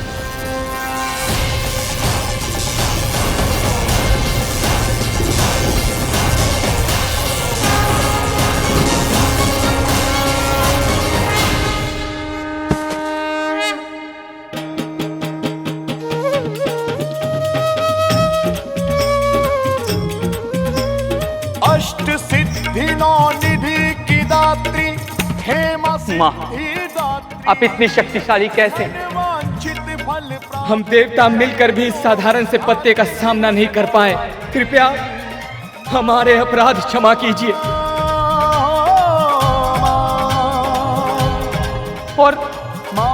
और अपना परिचय दीजिए। कौन है आप?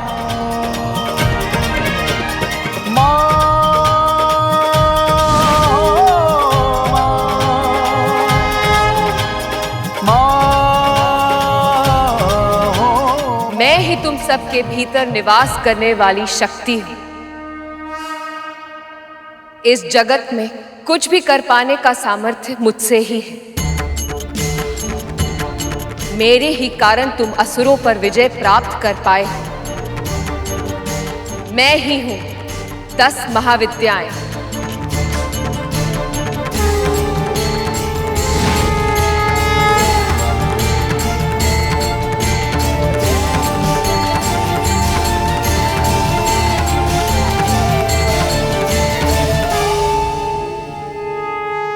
और मैं ही हूं नवदुर्गा।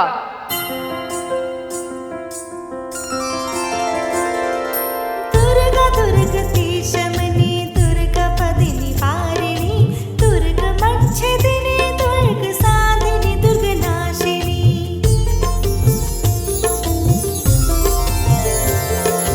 दुर्गा सुधारिणी, दुर्गा निहंत्री, दुर्गा मापहा, दुर्गा ज्ञानदा, दुर्गा दैत्यलोक दवानला, दुर्गा मां दुर्गा मां लोका, दुर्गा मात्म स्वरूपिणी, दुर्गा मोद प्रदा, दुर्गा विद्या, दुर्गा माश्रिता, दुर्गा ज्ञान संस्थाना, दुर्गा ध्यान माँ, तुम सब अपनी शक्ति पर अहंकार कर रहे थे और इसीलिए इस अहंकार का दमन करने मुझे प्रकट होना पड़ा। दुर्गा दुर्गति शमनी, दुर्गा पत्ति निवारिणी। क्योंकि अहंकार पतन के मार्ग का द्वार होता है और वैसे भी जो शक्ति तुम्हारी है ही नहीं, उस पर दंभ करने का अधिकार तुम्हें मिला भी कैसे? दुर्गम ज्ञानदा, दुर्ग दैत्य लोक दवा। स्मरण रखना, जो शक्ति से तुम संचालित होते हो वो केवल मेरे कारण है, केवल मेरे कारण। दुर्गाया मामा मानवः,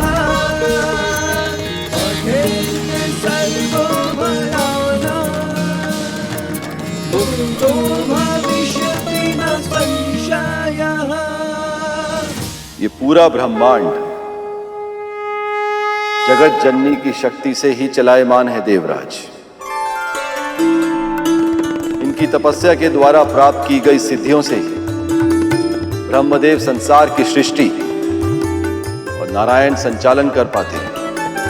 मैं भी इनकी सहायता से ही संसार को स्वयं में लय कर पाता हूं।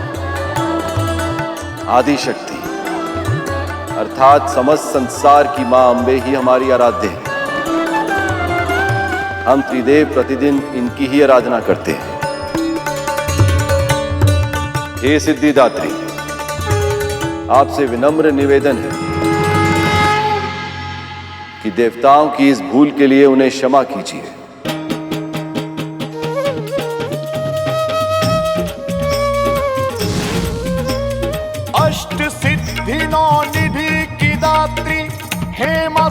सिद्धिदात्री या देवी सर्वभूतेषु माँ सिद्धिदात्री रूपेण संस्थिता नमस्तस्यै नमस्तस्यै नमस्तस्यै नमो नमः।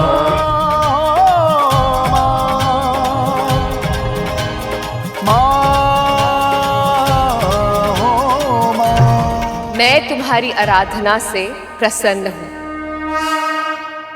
आप सबका कल्याण होगा। आज जो यहाँ घटित हुआ वो सदैव स्मरण रखा जाएगा। जो भी मेरे इस रूप की उपासना करेगा उसे सभी सिद्धियां प्राप्त होंगी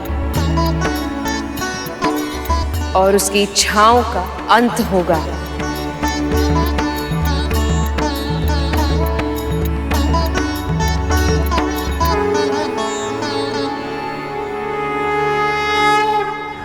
यही थी माँ सिद्धिदात्री की कथा। चलिए कन्या पूजन की तैयारी करते हैं। उन्हें भोग लगाने के बाद हमारा ये व्रत संपन्न हो जाएगा। जी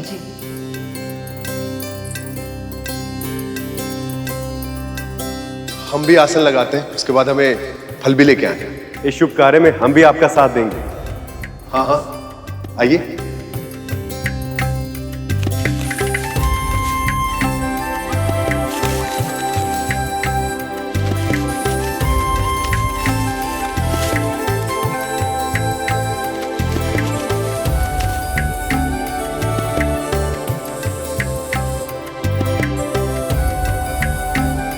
बहन जी आप पूरियाँ बेल लीजिए, मैं शीघ्र तलती हूँ और साथ ही मैं ना हलवा भी भून लेती हूँ। जी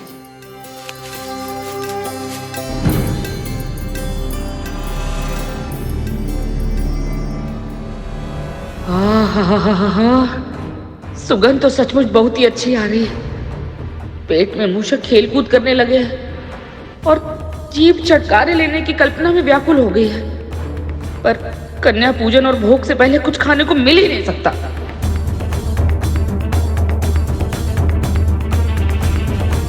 तो कन्याएं क्यों नहीं आई?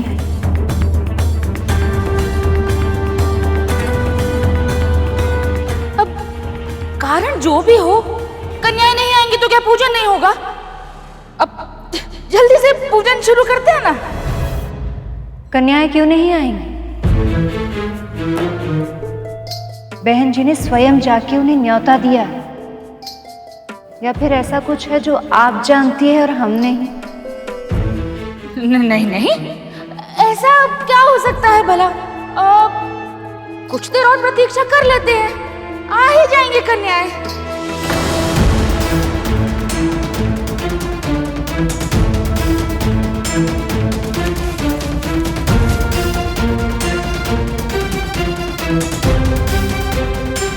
श्रीमान, आपको क्या लगता है आपके पुत्र लौट आएंगे ना? ये तो हम नहीं जानते सुपन, परंतु ये अवश्य जानते हैं कि अब से हम नवरात्रि के हर व्रत रखा करेंगे मां भगवती की कृपा से। हम भी व्रत अवश्य रखेंगे सुपर्ण भैया जी। और हमें पूर्ण विश्वास है कि सूर्यास्त होने के पहले हमारा पुत्र हमारे पास अपने घर अवश्य लौट आएगा।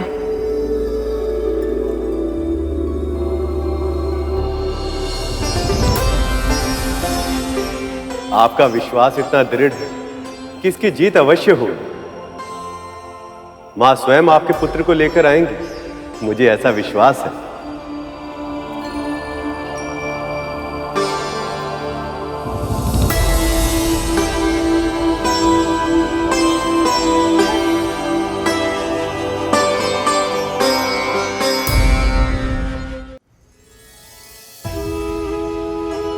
भिक्षाम देहि भिक्षाम देहि भिक्षाम देहि।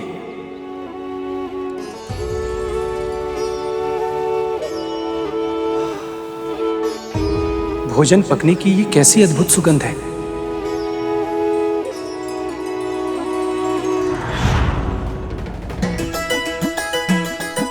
वाह माँ, बड़ी अच्छी सुगंध आ रही है भोजन की। क्या बन रहा है ऐसा? जाओ जल्दी से हाथ मुंह धोआओ, हम अभी खाना लगाते हैं। ठीक है माँ। ये सुगंध तो मेरे माँ के भोजन जैसी ही है, किंतु ये कैसे संभव हो सकता है? मेरा घर तो यहाँ से बहुत दूर दूसरे गांव में है। ये केवल एक संजोग है।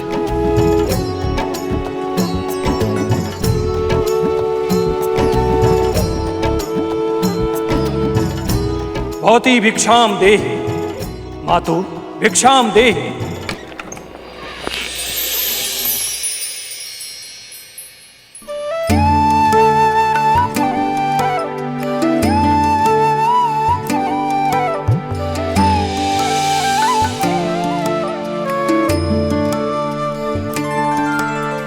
अरे सन्यासी आप,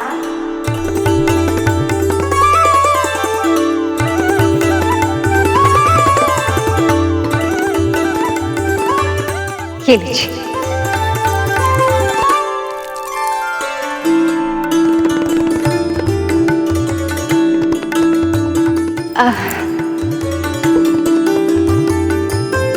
पधारिए।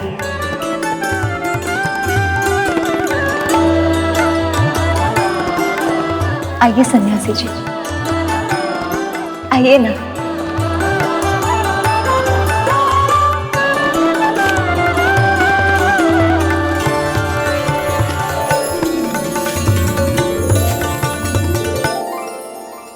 विराजिए।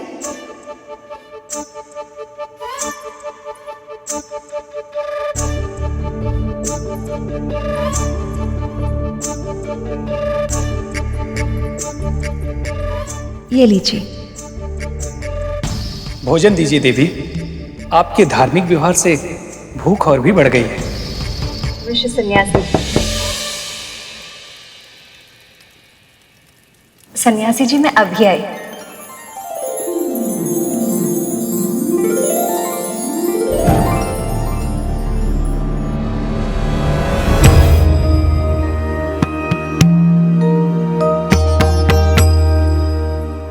स्वामी आप यहाँ? आपकी लीला में भाग लेने का अवसर मैं कैसे छोड़ सकता हूं, है ना?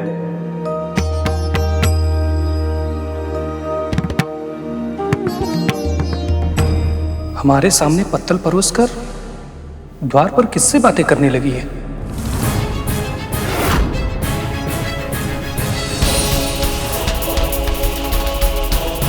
इन्होंने मुझे यहाँ अकेला छोड़कर मेरा अनादर किया। ये स्त्री एक तपस्वी का इतना घोर अपमान कर रही है। देवी, हमें विलंब हो रहा है। तनिक प्रतीक्षा कीजिए सन्यासी जी, हम अभी आ रहे हैं।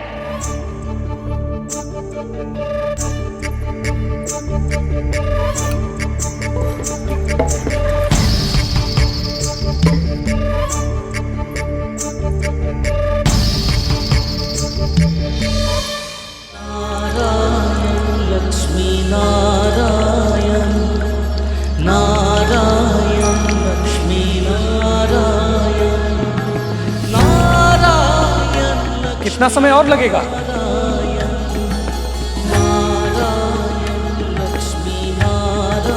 आइए।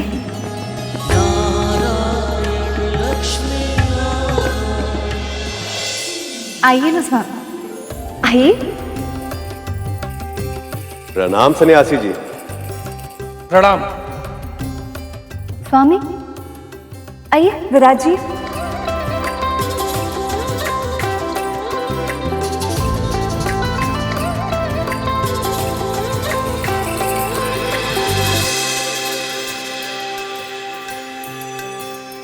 स्वामी आप थक गए होंगे ना, मैं आपके लिए जल लेकर आई।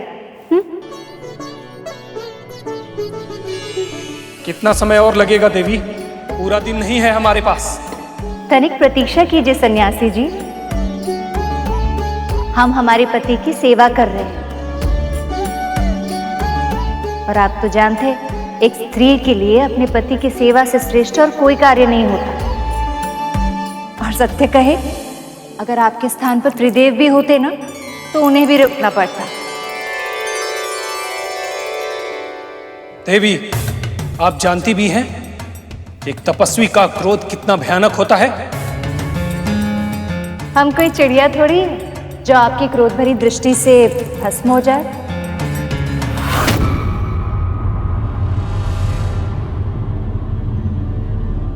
दुष्ट चिड़िया, तूने एक तपस्वी की साधना भंग करने का दुस्साहस किया।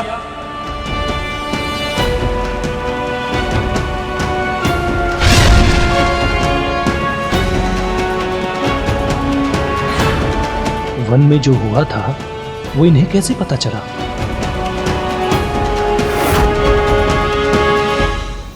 प्रभु, ये क्या कर दिया देवी लक्ष्मी ने? अब तो इसे उन पर संदेह हो गया है कि ये कोई आम व्यक्ति नहीं अपितु कोई दिव्य प्राणी है। कौन है आप? इसके पीछे भी मामी श्री की कोई न कोई लीला अवश्य ही छिपी है मूषक जी। इसी कारणवश स्वयं माता आदि शक्ति ने उन्हें शास्त्री और उसकी पत्नी को उनके पुत्र से मिलाने का मार्ग दिखाया है।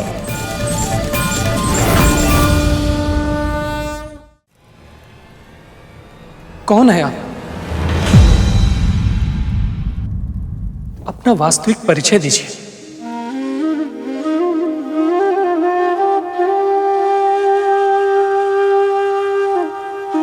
कोई विशेष नहीं, बस एक साधारण गृहिणी है जो अपने कर्तव्य का पालन अच्छे से कर रही है।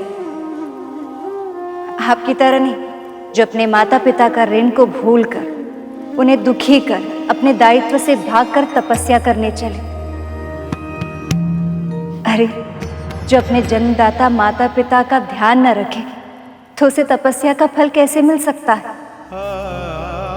जो अपने माता पिता की सेवा न करे, उनकी वृद्धावस्था की लाठी न बने, तो उन्हें तपस्या का फल मिल सकता है क्या?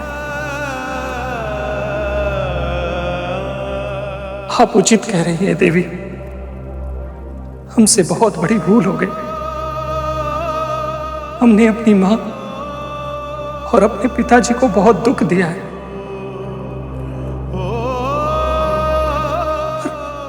अब तो अनेक वर्ष बीत गए होंगे, न जाने वो कहां होंगे दोनों, कैसे होंगे। जब पुत्र घर त्याग कर जाता तो उसके माता पिता को उसके लौटने की प्रतीक्षा सदैव रहती है, भले ही वह प्रतीक्षा अनंत काल तक ही क्यों न चले। एक माँ के प्राण पुत्री की आत्मा से बंधे होते। और सत्य कहे सन्यासी जी, जब तक आप उनसे नहीं मिलेंगे, यमराज तक उन्हें यहाँ से ले जाने का साहस नहीं कर सकते। आप मुझे क्षमा कीजिएगा।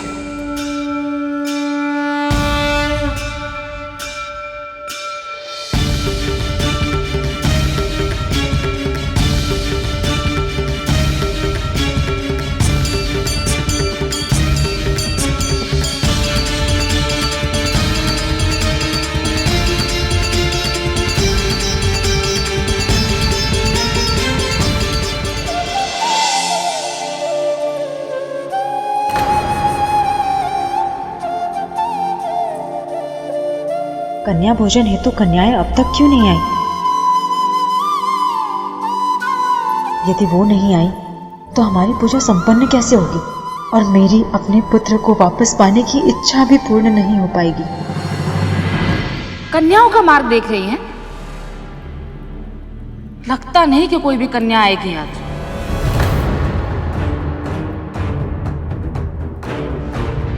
हम तो कहते हैं कि देवी का पूजन कीजिए और भोजन कर लीजिए।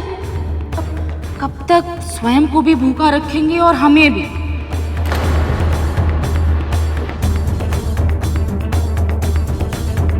भगवान, चिंता मत कीजिए, जो कुछ भी होगा वो माँ भगवती की इच्छा के कारण ही होगा। नहीं, ऐसा नहीं हो सकता। ऐसा नहीं हो सकता स्वामी। हमारी पूजा विफल नहीं हो सकती। होगी भी नहीं बहन।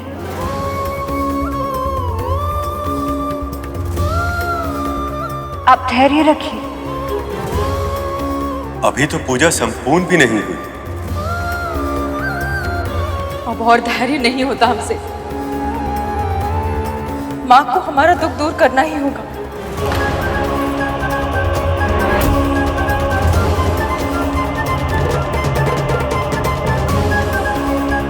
इन पर कृपा करें माँ।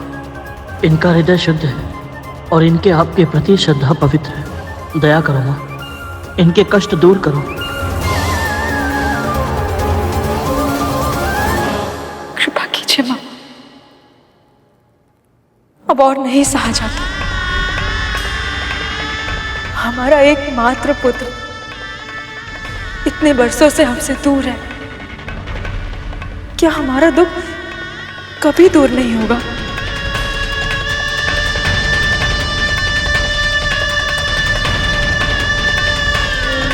इससे तो अच्छा है कि आप हमें मृत्यु दे दें।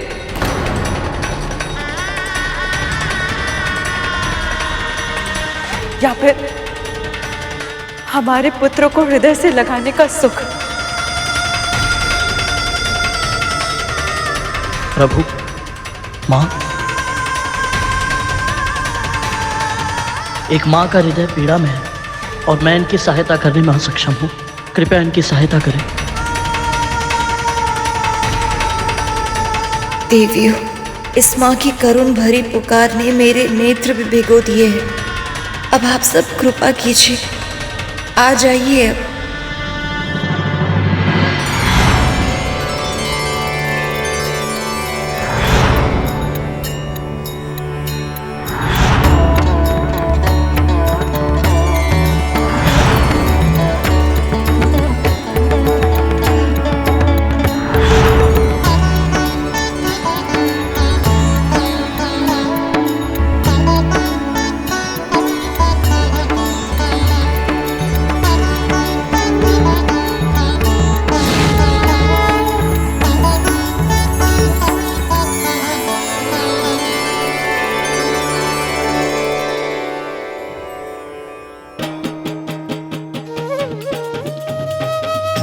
भगवती देवी सिद्धिदात्री की जय। भगवती देवी सिद्धिदात्री की जय। भगवती देवी सिद्धिदात्री की जय। भगवती देवी सिद्धिदात्री की जय। भगवान, भगवान, कन्या आ गई। माँ ने हमारी पुकार सुन ली।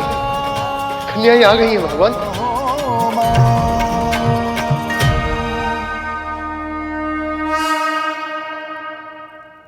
भगवती देवी सिद्धिदात्री की जय।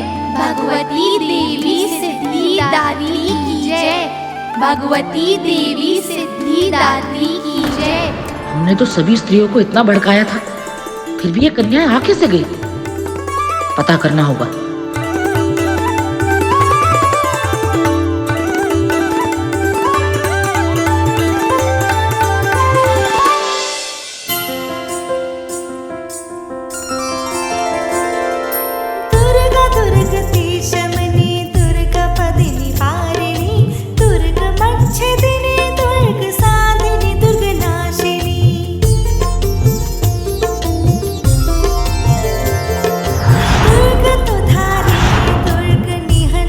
धन्यवाद माँ, आपका कोटि कोटि धन्यवाद।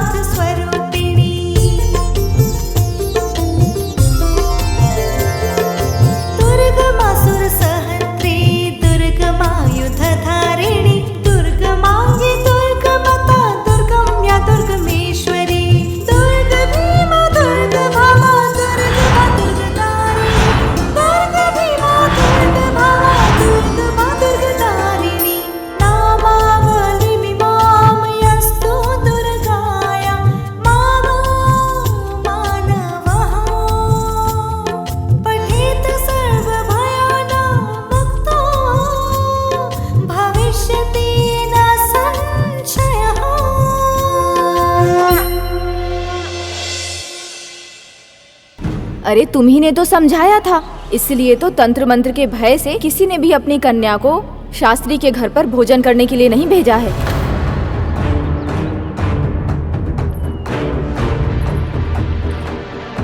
किसी ने भी अपनी कन्या नहीं भेजी, तो फिर घर पर वो सभी कन्या कौन है? कहाँ से आई है वो? पता लगाना होगा।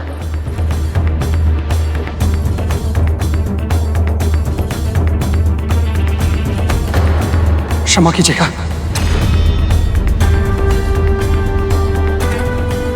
ये तो वही है, छोटे का पुत्र, हमारा भतीजा। लगता है अपने घर जा रहा है। नहीं नहीं नहीं, ऐसा नहीं होने दे सकते हम, इसे रोकना होगा।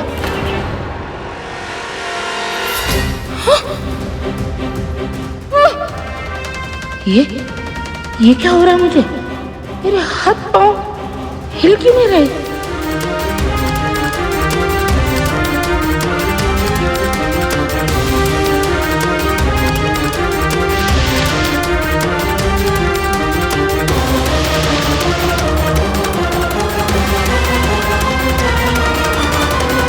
आप सभी भगवती स्वरूप हैं। अगर पूजन में कोई कमी रह गई हो तो हमें क्षमा कर दीजिएगा। आपकी पूजा और सत्कार से हम सभी बहुत प्रसन्न हैं। आपकी मनोकामना अवश्य पूरी होगी।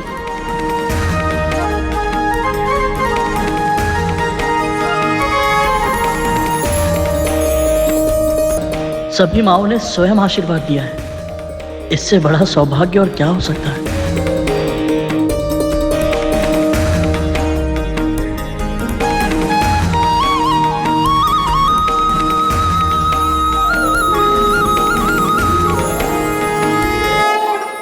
अब हमें भी प्रसाद ग्रहण करना चाहिए।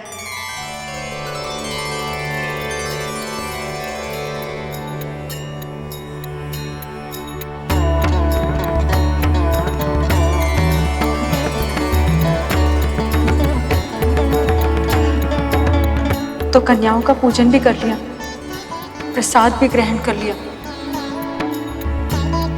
धैर्य भी रख लिया और प्रतीक्षा भी कर ली। और जो चाहिए था वो अभी तक नहीं मिला बहन जी। आपने माँ पर विश्वास किया है ना, और माँ ने आपको आशीर्वाद भी दिया है। और फिर ऐसा क्या है जो माँ के लिए असंभव है? मेरी बात मान लीजिए बहन जी, आप पूरी श्रद्धा के साथ माँ की कृपा का ये प्रतीक, ये प्रसाद आप ग्रहण कर लीजिए। आपकी इच्छा अवश्य पूर्ण होगी।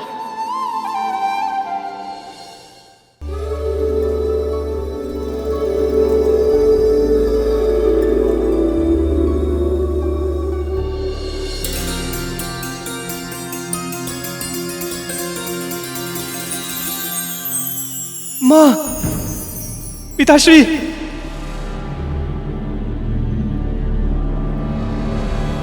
ये तो हमारे पुत्र का स्वर। माँ, माँ, पुत्र,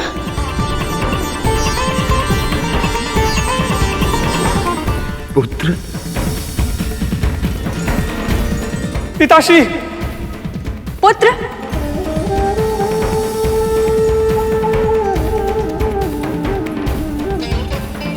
माँ, पुत्र। कहाँ चले गए थे पुत्र? हमें छोड़ के जाने का साहस कैसे हुआ तुम्हें? इतने बरस बीत गए, एक बार भी आपने नहीं सोचा कि घर वापस आ जाए। ये भी नहीं सोचा कि आपकी माता जीवित है या मर गई। माँ, हमसे बहुत बड़ी भूल हो गई, हमें क्षमा कर दीजिए, क्षमा कीजिए। आप बहुत बुरी माँ है, मैंने आपसे बुरी माँ आज तक नहीं देखी। सुबह का भूला यदि संध्या काल अपने घर लौट आए तो उसे भूला नहीं कहते पुत्र। क्षमा करिए पिताश्री।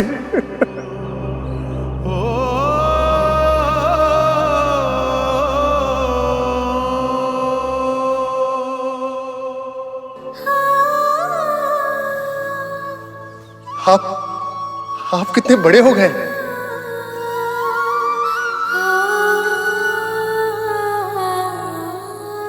जो होना था सब हो गया। अब आप आ गए, अब सब बहुत अच्छा हो जाएगा। माँ, प्रसाद नहीं खिलाओगी? पूजा के प्रसाद का अनादर करना स्वयं भगवान का अनादर करना होता है।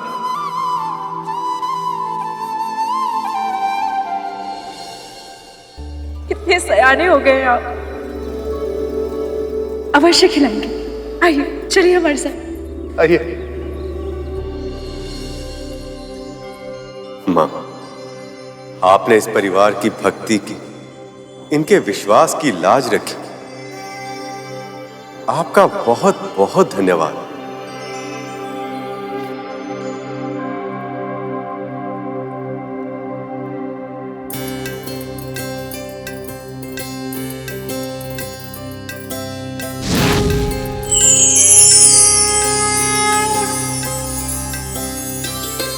विष्णु, लक्ष्मी, आपकी शक्ति मुझसे भिन्न नहीं है। फिर भी मेरी पूजा करके आपने अतुलनीय विनम्रता का परिचय दिया है। गरुड़, अब तुम जान चुके हो पुत्र, ये समस्त संसार मेरी शक्ति से ही संचालित है।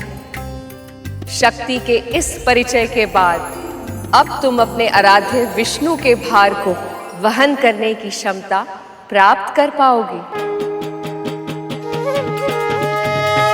माँ, आज आपके आशीर्वाद से मुझे विश्वास हो गया कि मेरी माँ का स्वप्न कि मैं प्रभु विष्णु और माता लक्ष्मी की सेवा करूं। हे मां सिद्धिदात्री, मनवांछित फल प्राप्त करे। और मेरी नियति कि मैं प्रभु विष्णु का वाहन बनूं, दोनों ही पूर्ण होगी। धन्यवाद माँ।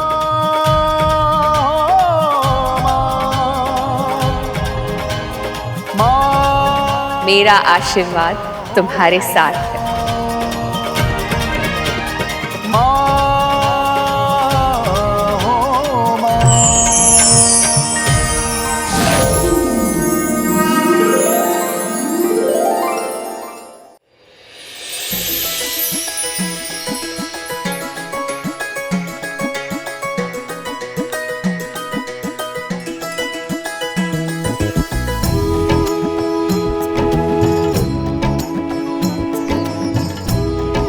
हमें पूर्ण विश्वास था कि आप अवश्य आएंगे। और हमारे भीतर इस विश्वास की लोग प्रज्वलित हुई थी हमारे अतिथियों के कारण। अतिथियों के कारण? कौन अतिथि और कहाँ है वो? बहुत ही भले मानुस हैं।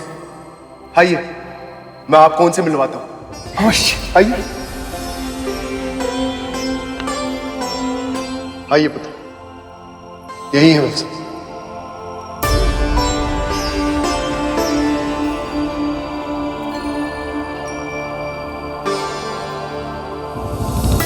कौन है आप?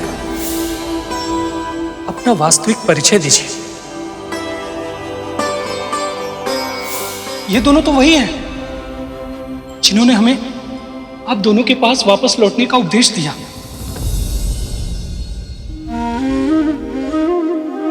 यदि इन्होंने हमारी आंखों पर लगा पट न हटाया होता तो हमें अपने भूल का आभास भी नहीं होता।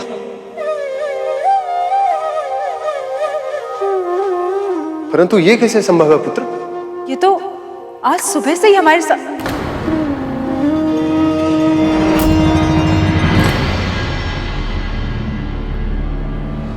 कहाँ गए लोग? कहाँ गए? मां, ये देखिए पदचिन्ह।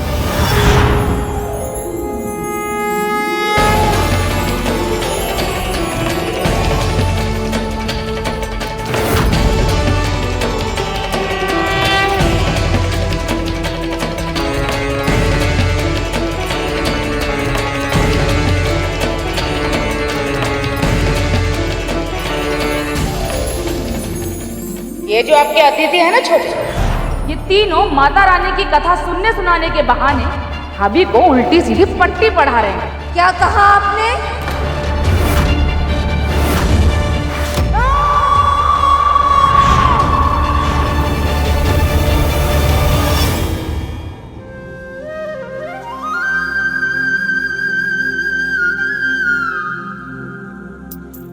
और ये पंख कहां से आया?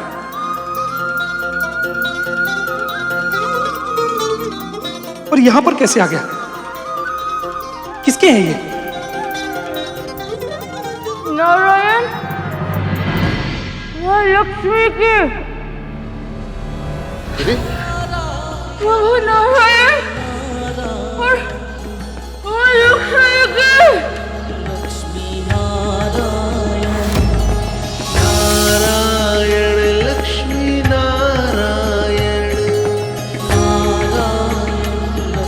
ये कैसे संभव है?